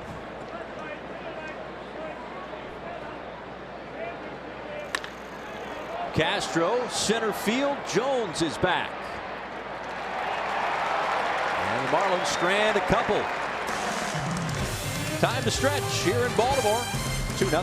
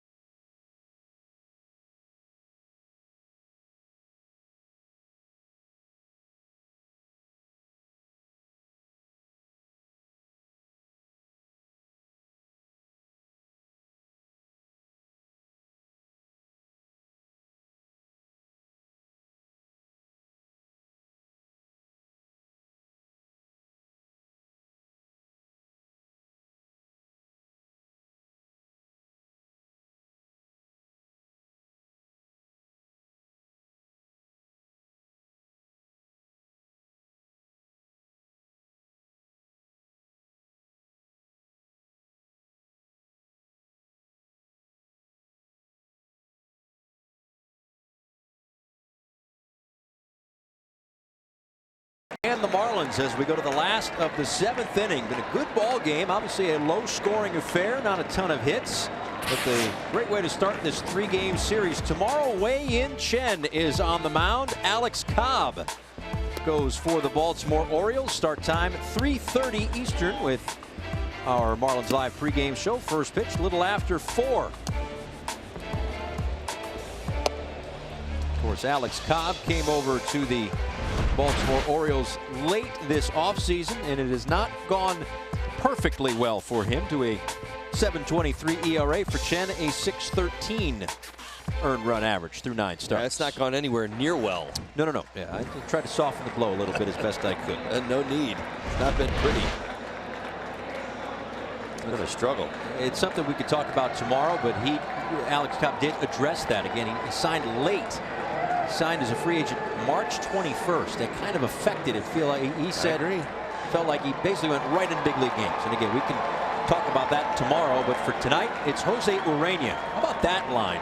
6 innings, 1 hit, no runs, no walks, and 3 strikeouts. He's been good. Very good. Fantastic. 86 pitches and still out there. That's what you love to talk about. Taking it to the next level. Well, that's kind of the difference, though, Paul, when you look at these two teams. Baltimore Orioles, they spent nearly $70 million this winter. A little more than the Marlins did. Well, I mean, my point being is that there was some expectation. Absolutely. And a bunt for Jones. Rivera will have to eat it. And the tying run will come to the plate in the person of Manny Machado.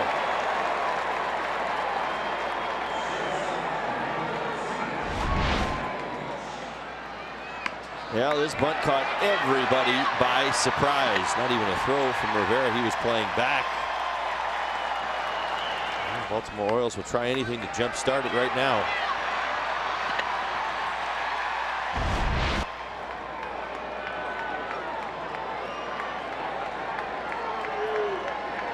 So now Machado. A fly ball and a double play. He is the tying run here in the 7th.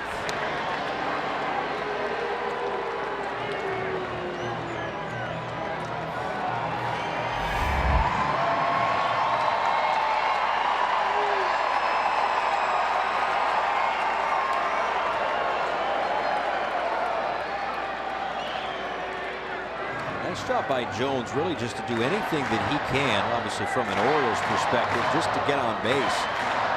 Coming up on 4th on the franchise list in terms of home runs. When he gets to 268, he'll tie Brooks Robinson. But here he is in a low-scoring game, laying down the bunt to get to arguably their best hitter, Machado, who fouls one off his foot. A ball and a strike. Speaking of being hit, Miguel Rojas has left this game with a left hand contusion, currently being listed as day-to-day. So that's, just on the outset, some pretty good news. Anytime a player gets hit in the hand or the wrist, you hold your breath. 2-1 to Machado. Think back as recently as yesterday when Evan Longoria was hit by a pitch. Broken bone in his hand. He'll miss some time for the Giants. San Francisco the next stop on this 3-city trip. 2-1. Nice job pulling the string. Fell behind the American League's most dangerous hitters. I know he's struggling a little bit, but still only one swing away from tying up this ball game. You do not want to make mistakes here.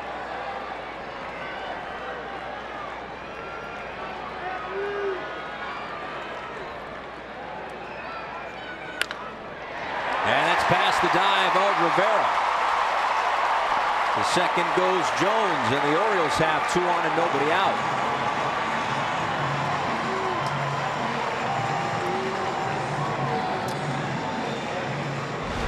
That's the first time tonight I've seen a pitch up that he was been that Urania had to pay for. 2 strikes just below the thigh.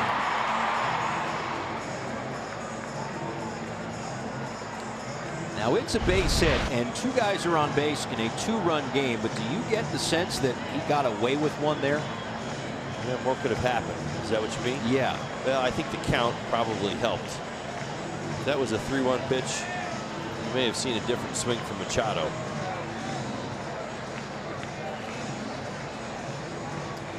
But a bunt single and a base hit, and the first Oriole has reached second base tonight. Some roster moves this afternoon. Brett Graves reinstated from injury rehab. Caleb Smith placed on the bereavement list. Miranda Gonzalez is with the club, and Ben Mayer is down at AAA. Chris O'Grady transferred to the 60-day DL.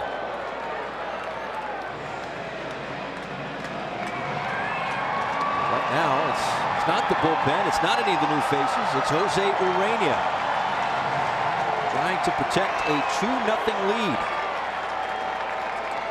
Well, he'd like to see another ball on the ground.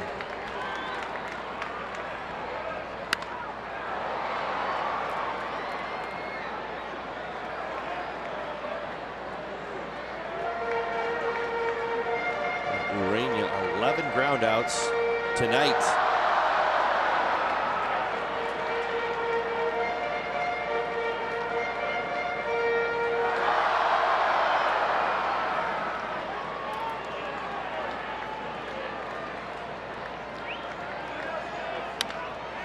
Another ground ball. That's Riddle. Flips to Castro. They get one. The throw to first is in time.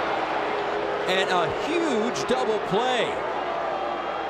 How about Starlin Castro at second base? My goodness gracious. Well, there's the ground ball that he was looking for. How about this turn? It's a little awkward. You've got the overshift going on, right? So Riddle ranging to his left.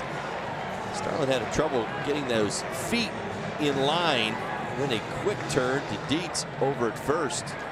Well, watch Starlin's footwork. Not the best. Even kicked the bag, but enough to get the double play.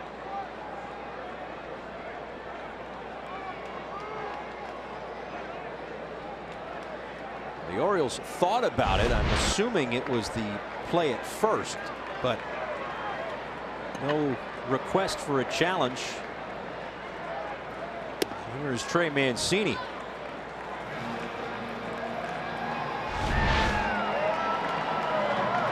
A slow-mo look. It's in the glove, and there's the foot. So that's probably why they didn't pull the trigger on a challenge. 2 balls and no strikes. Well, from first and second rather, and no outs to a runner on third and 2 outs, but far from out of it, especially down to the count 2-0 as Mancini takes a called strike. A quiet Marlins bullpen at the moment. Just some stretching right now. 2-2. Rainey still throwing hard. 97 miles an hour on pitch number 99.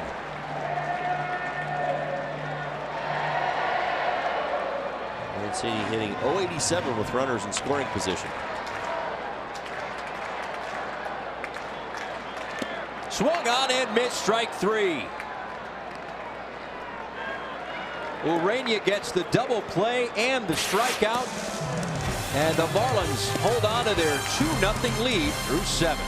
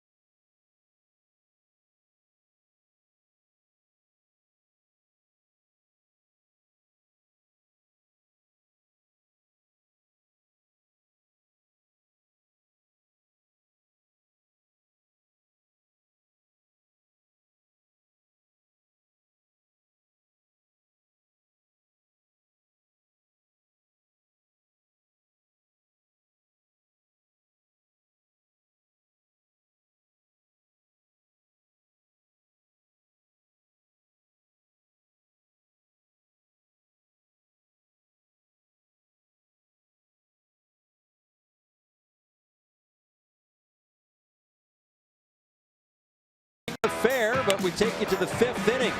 Miguel Rojas with a base hit, a double in fact, setting up Brian Anderson, who once again comes through with runners in scoring position. That at the time gave the Marlins a 1-0 lead. Then in the 6th inning, how about Lewis Brinson? Brinson with his 2nd triple of the night. This one an RBI to bring home JT Riddle. Gave the Marlins a 2-0 lead, which they still have now, thanks in large part to the pitching of that man right there, Jose Urania, who had a couple of runners aboard with nobody out, got the ground ball double play, and then a big strikeout with the sweatshirt on. I would imagine his night is done. And if it is, boy, oh boy, he pitched extremely well. Here's Zach Britton now. Britton, of course, has been the closer here in Baltimore for a long time, but a little late start to the year for him, so just making his first appearance out of the Orioles bullpen last week.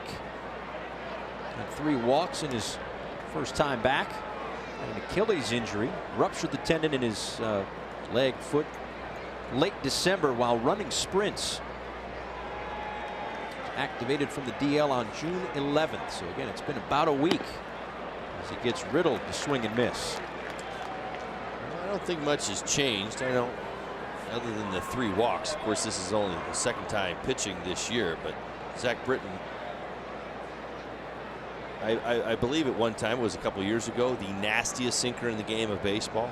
They polled all the major leaguers. Like a bowling ball, as they say. Yeah, I mean, it's like trying to hit an anvil, for crying out loud. The thing comes in, it dive bombs, almost like we were talking about Gossman's split finger fastball, except it's at 93 miles an hour.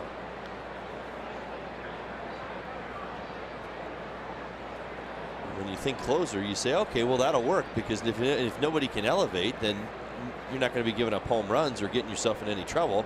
And he's a strike thrower, typically.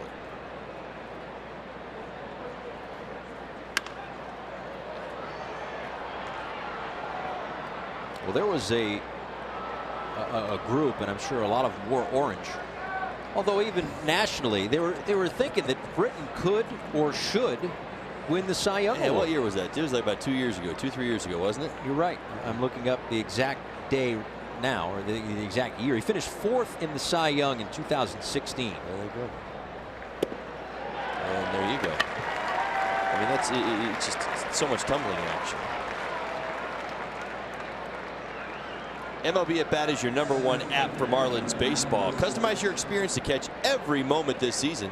Marlins home screen icons and features such as MLB.tv, game of the day, pitch tracking, in-game highlights, live radio broadcast, stats, news, and more.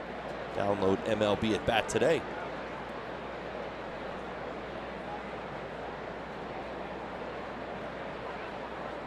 One out for Brinson. Takes ball 1. Couple of triples tonight for Brinson. One of them drove in a run. It's back in the 6th inning.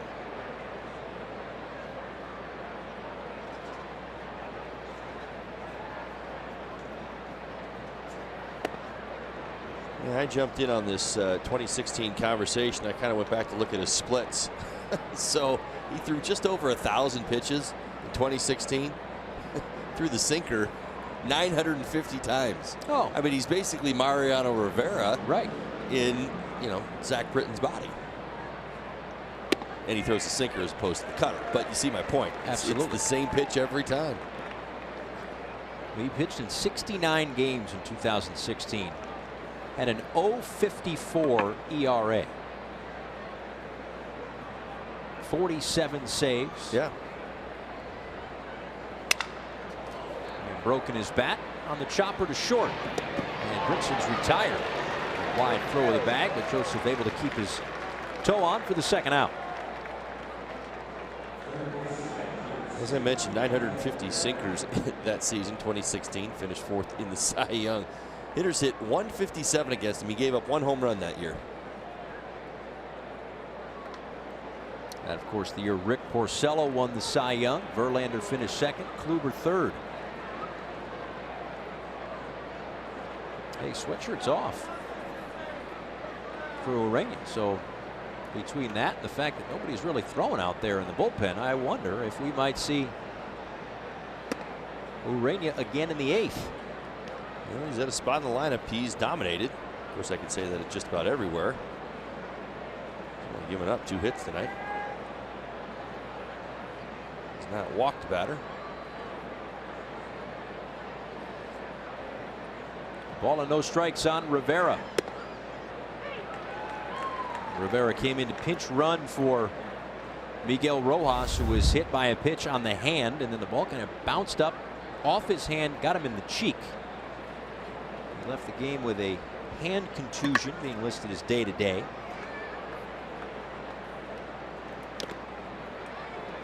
One and 2.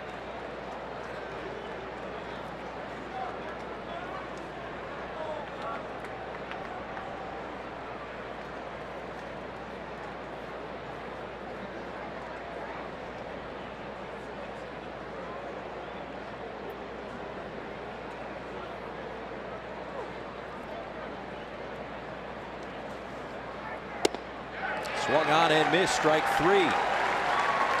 Britton gets a couple of strikeouts in the 8th, and it looks like Urania is coming out for the bottom of the 8th.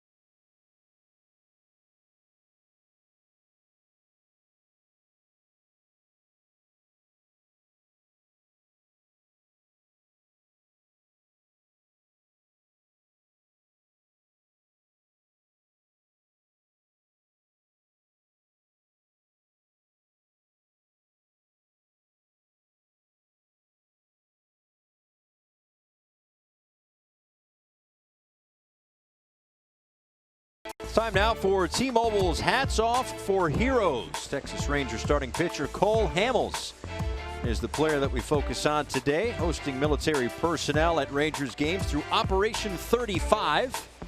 And those special guests get transportation, tickets, special access, and gift bags from Cole Hamels. Today's T-Mobile's Hats Off for Heroes as Jose Urena is out there in the 8th inning. He will face Scope, Trumbo, and Alvarez. 13 groundouts. My goodness. He has been fantastic tonight.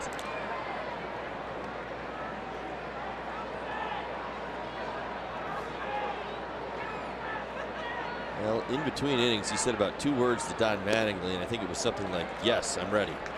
Maybe it's 3. The guys up giving him pats on the back. Remember yesterday, 16-inning ball game. 11 innings from the bullpen. 11 pretty good ones. Yeah, no doubt about it. But you also have to factor in this is the front end of a road trip that has just now started. It's the first walk of the night. And the first time this year that Urena has pitched into the 8th inning.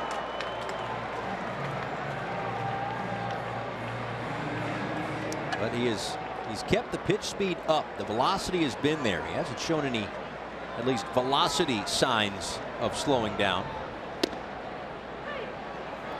Nope, just needs to get back in the zone, both figuratively and literally. Brad Ziegler up. 4 outs in yesterday's ball game. A ground ball. Riddle. They get the one at second and safe at first.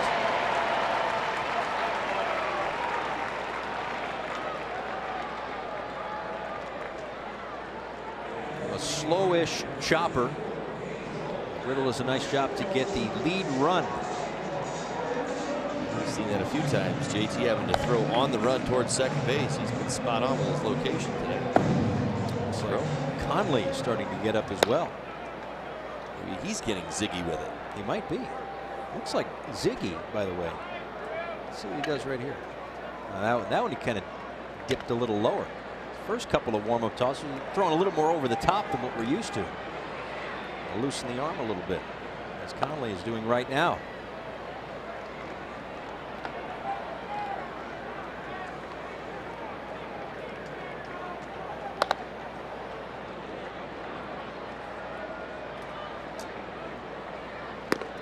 Upstairs to Pedro Alvarez. That one at 97 miles an hour. A couple of strikeouts for Alvarez tonight. Well, for Urena, you really are kept on your game. He's got to stay on point here now. They've got power up and down this lineup. Can't say I've cruised through. I've gotten all these ground ball outs. He's got to stay with the game plan. He cannot back off. That's one thing this Orioles team does have is power. We talked an awful lot tonight about their numbers and a lot of their struggles. To Dietrich at first, knocks it down. We'll get the out at first base, and over to second goes Trumbo, but there are 2 down.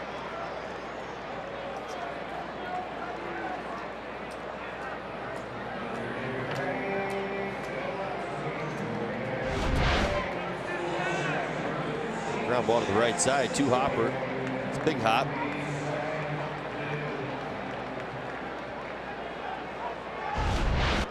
We get the second out this inning. This pitch will be 112 for Urena.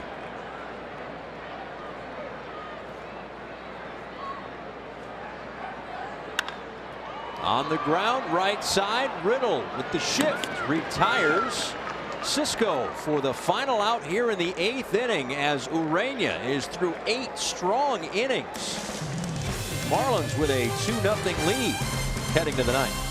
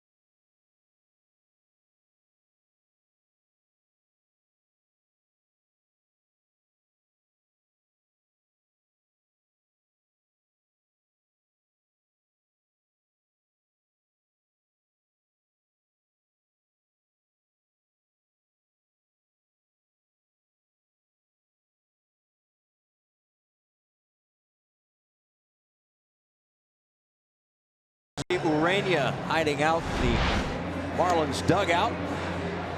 A tremendous 8 innings of work as he gets a pat on the chest from Starlin Castro. A bunch of high fives and fist bumps. Some hugs. Let's see. Lewis Brinson. Very nice job there. Brinson's got a couple of triples tonight. Don Mattingly. And I imagine that's going to be it for him. I think you're right, but I just look at the focus. He's still locked in. Like, not one word for anybody. He's just, you know, hugs and hand slaps, which you get, but it's like, you want to make him smile, you know what I mean? Yeah. Well, here's the thing. He's still locked in. I think he's like, give me the ninth. Darren O'Day in to pitch the 9th inning for the Orioles. They face Shuck Dietrich and Anderson, 9-1-2. That's in there for a called strike. So Urania is at 112 pitches. It seems like the decision has already been made, so I'll ask you anyway. Would you have sent him out for the 9th?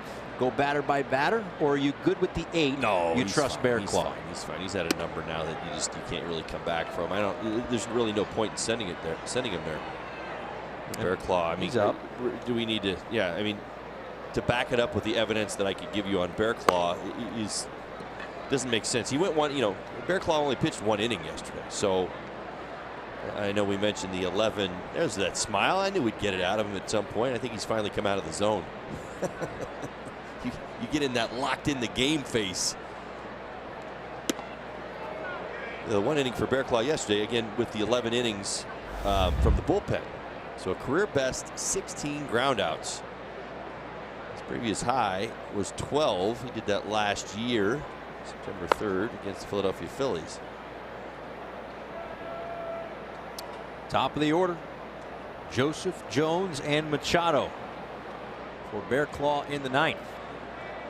Marlins would love to add some insurance, but obviously runs have been hard to come by as Shuck pops this one up behind the dugout. Look out.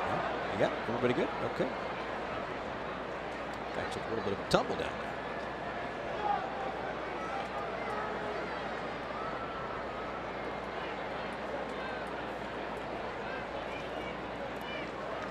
When you get to the cream of the crop of this Orioles bullpen, and O'Day, Brad Brock, Zach Britton when he's going, that is about as tough a 1-2-3 as there might be. Machado along the left field line, 1 away.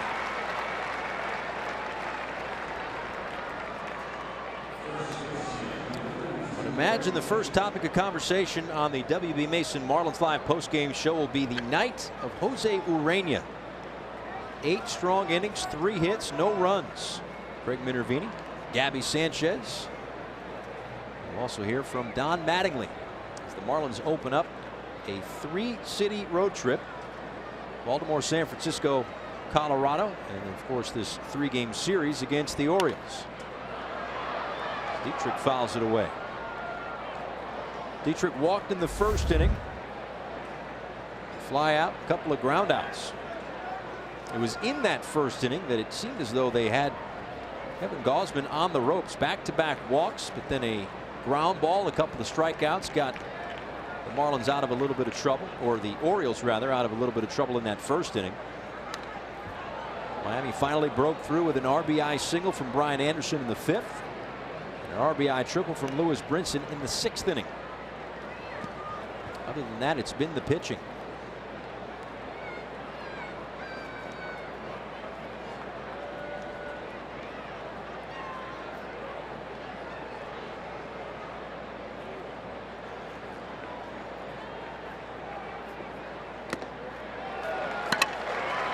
O'Day gets the strikeout of Dietrich, 2 away. Yeah, the one unique thing about O'Day is his ability to elevate. Again, he doesn't throw particularly hard arm angle to pick up 4 hitters, but can get the ball to the top of the zone. You saw him set up Dietrich with the slider in first pitch, and then kind of went at him with 2 fastballs, both up.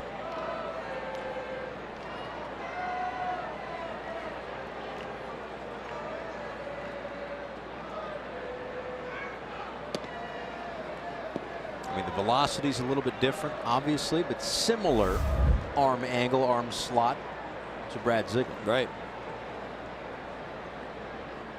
I don't believe he possesses nearly the sink that Ziegler has, but I would give the ability to move the ball around the zone today when it comes to his arsenal. See that slider right there? That's the slider that I've been raving about with Ziegler that he's had over his last 5 or 6 appearances. We haven't seen it nearly as consistently. O'Day throws it more than he throws his fastball. That's how much he trusts it. In fact, 47% of the time.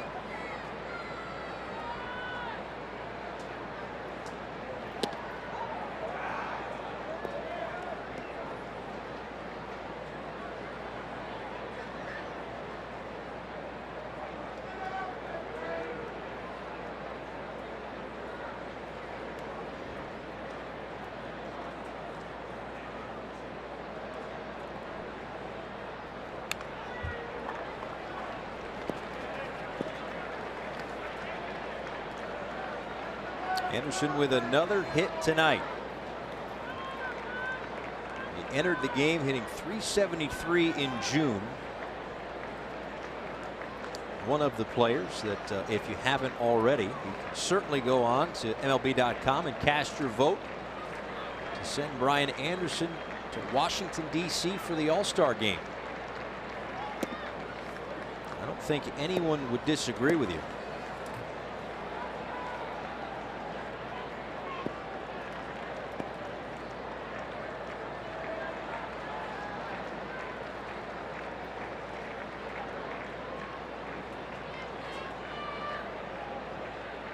Payoff pitch from O'Day. And that one is going to fall in for a base hit. And Anderson thinking about 2. In there sliding head first with a double. His 24th multi-hit game of the season, which leads all rookies. Approach, approach, approach. 19th double. Watch the hands. Are you kidding me? That tells you where his mind was the entire time, hustling all the way out of the box, thinking 2, no slowing up. Watch his hands. Yep, right through the zone. That's a 2-strike approach, Paul. That's what you want to do. You don't get bigger, you get smaller, you shorten up, and you defend the strike zone. Didn't crush it, just hit it right spot in outfield, able to get himself another double. I tell you, in this day and age where we talk so much about home runs, big swings, I know that that's been a topic of conversation here in Baltimore. Some of their big guys have really struggled this year. You watch Brian Anderson's approach. It has been consistent. It has been productive. It has been predictable.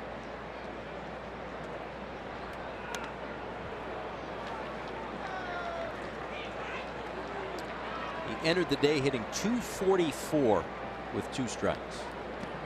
All right, that's probably top 10. Right, like .244 in a general sense is not winning you a batting title, but with 2 strikes, my goodness. Well, yeah, most, I think, league average is usually right around 200. It's been terrific. And in scoring position with 2 outs and 2 strikes on JT Realmuto.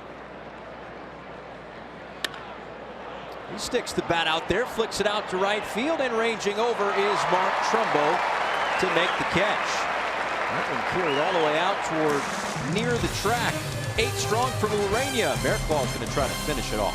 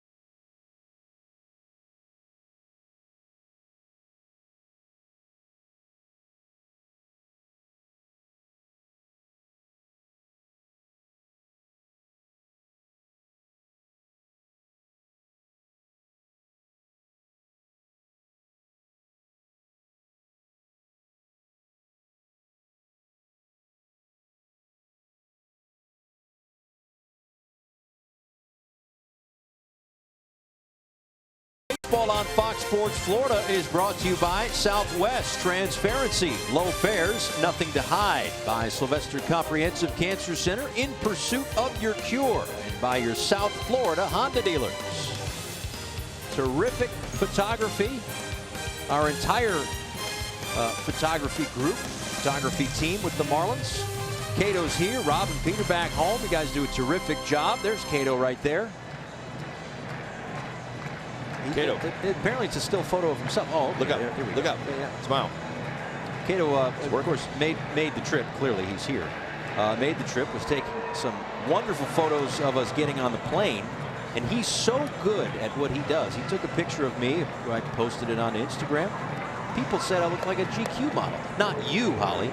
You were not nearly as nice. But that's how good he is that he turned this it was one of those depth perception photos. Yeah. You know, from like 500 yards away. No, it was all blurry. Yeah. You couldn't see who it actually. It wasn't even me, to be honest. Next thing you know, you're going to tell me some story about your blue eyes. That's right. Well, it's a black and white photo. It's terrific. Anyway, there's a game going on here, and it's Kyle Bearclaw working against the top third of the Orioles order. Corbin, Joseph, Adam Jones, Manny Machado. All right, so you were throwing some numbers, or at least teasing that you had some numbers. Oh, I do. For Kyle Bearclaw, and just how good he has been recently. Well, outside of the obvious, which is the fact that he's gone 14 2/3 scoreless innings, it's the hitting numbers that I just are absolutely amazing. You ready? Hit me. One hit allowed in the last 56 plate appearances. You heard me, right? One hit. Hitters are hitting 0-21 against him since May 6th. There you go. He did. Joseph is retired on 3 pitches. There's one out here in the 9th. Well, he doesn't do it often. When he does it, pay attention. This is the changeup. Circle change at 88 miles an hour. Fantastic pitch. One hit in their last 50 at bats. One, not 10. One. 10 is 200. That's right. One is 20. 20. Yeah. That's right. It's not good. So you think you have a chance right now? Not good odds. Jones got a bunt single back in the 7th inning. Seemed like Jose Urena may have took umbrage with that. Motivated him. I would say so. It was a leadoff bunt single and then a hit to Machado. 2 on, nobody out. Tight game in the 7th inning. Got a double play and a strikeout.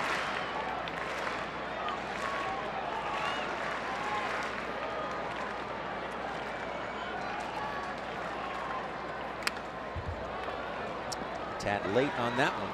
Ball and 2 strikes. Yeah, with Bearclaw, it has been complete this year. You know, last year it was a little bit, you know, at home, and then you had road numbers, and there was dominance on one side, maybe not so much on the other. You had moments of, well, he's a little wild every now and again. He has brought it all together this season, pitching with confidence, poise, command.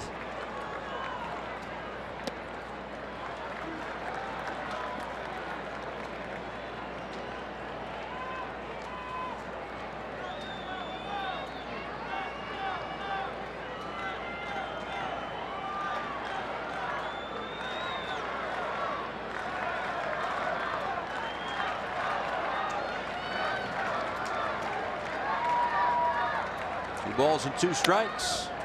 Right back to Bearclaw. Underhand flip to Dietrich, and there are 2 away. You want another one? Hit me. If he gets you with 2 strikes, it's even worse. 2 for 61.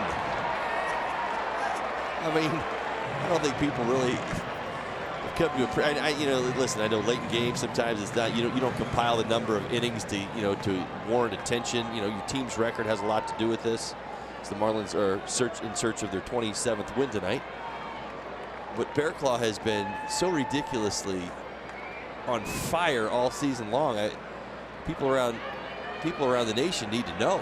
Listen, I'm going to say this. I don't do this often, but where do we vote? MLB.com for the All-Star game? That's right. Yeah. We love to say Brian Anderson. That's easy. We talk about him all game long. We talk about JT Realmuto all game long. This man belongs at the All-Star game. People need to know.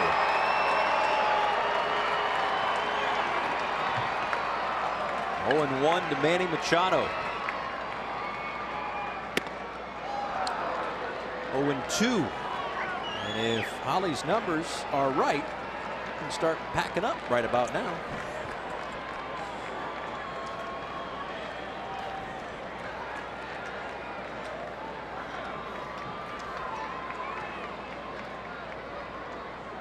Oh, 2 from Bear Claws. Fouled off. Look at this collective effort since June 8th.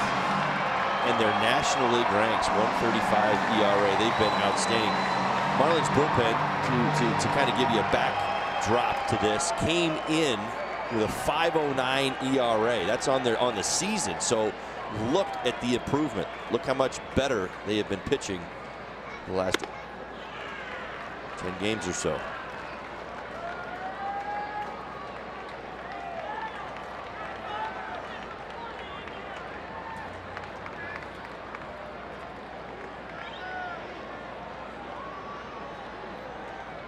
Bear Claw ready with the 1-2. Telling you, that change it's getting so nasty, he may have to name it. Immediately, I think Major League. You get a piece of it, you can rename it.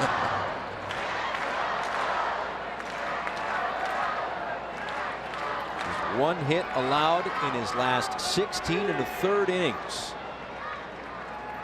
2-2. Swung on and tipped into the glove. Ball game is over. It is a Marlins win. A terrific outing from Jose Urena. Goes 8 strong innings. Kyle Bearclaw does what he's been doing as of late and shuts it down. As for the 8th time this year, the Baltimore Orioles are shut out. They have also lost 8 consecutive ball games. And it's another win for the Marlins. They have now won 4 of 5, 7 of 11. A low-scoring affair, but a victory nonetheless, as the Marlins open up this road trip with a W. Jose Urena gets another win. We got the Marlins live post-game show coming up next. Jose Urena got it going early. For Todd Hollinsworth and the crew, I'm Paul Severino. Stick around for the Marlins live post-game show.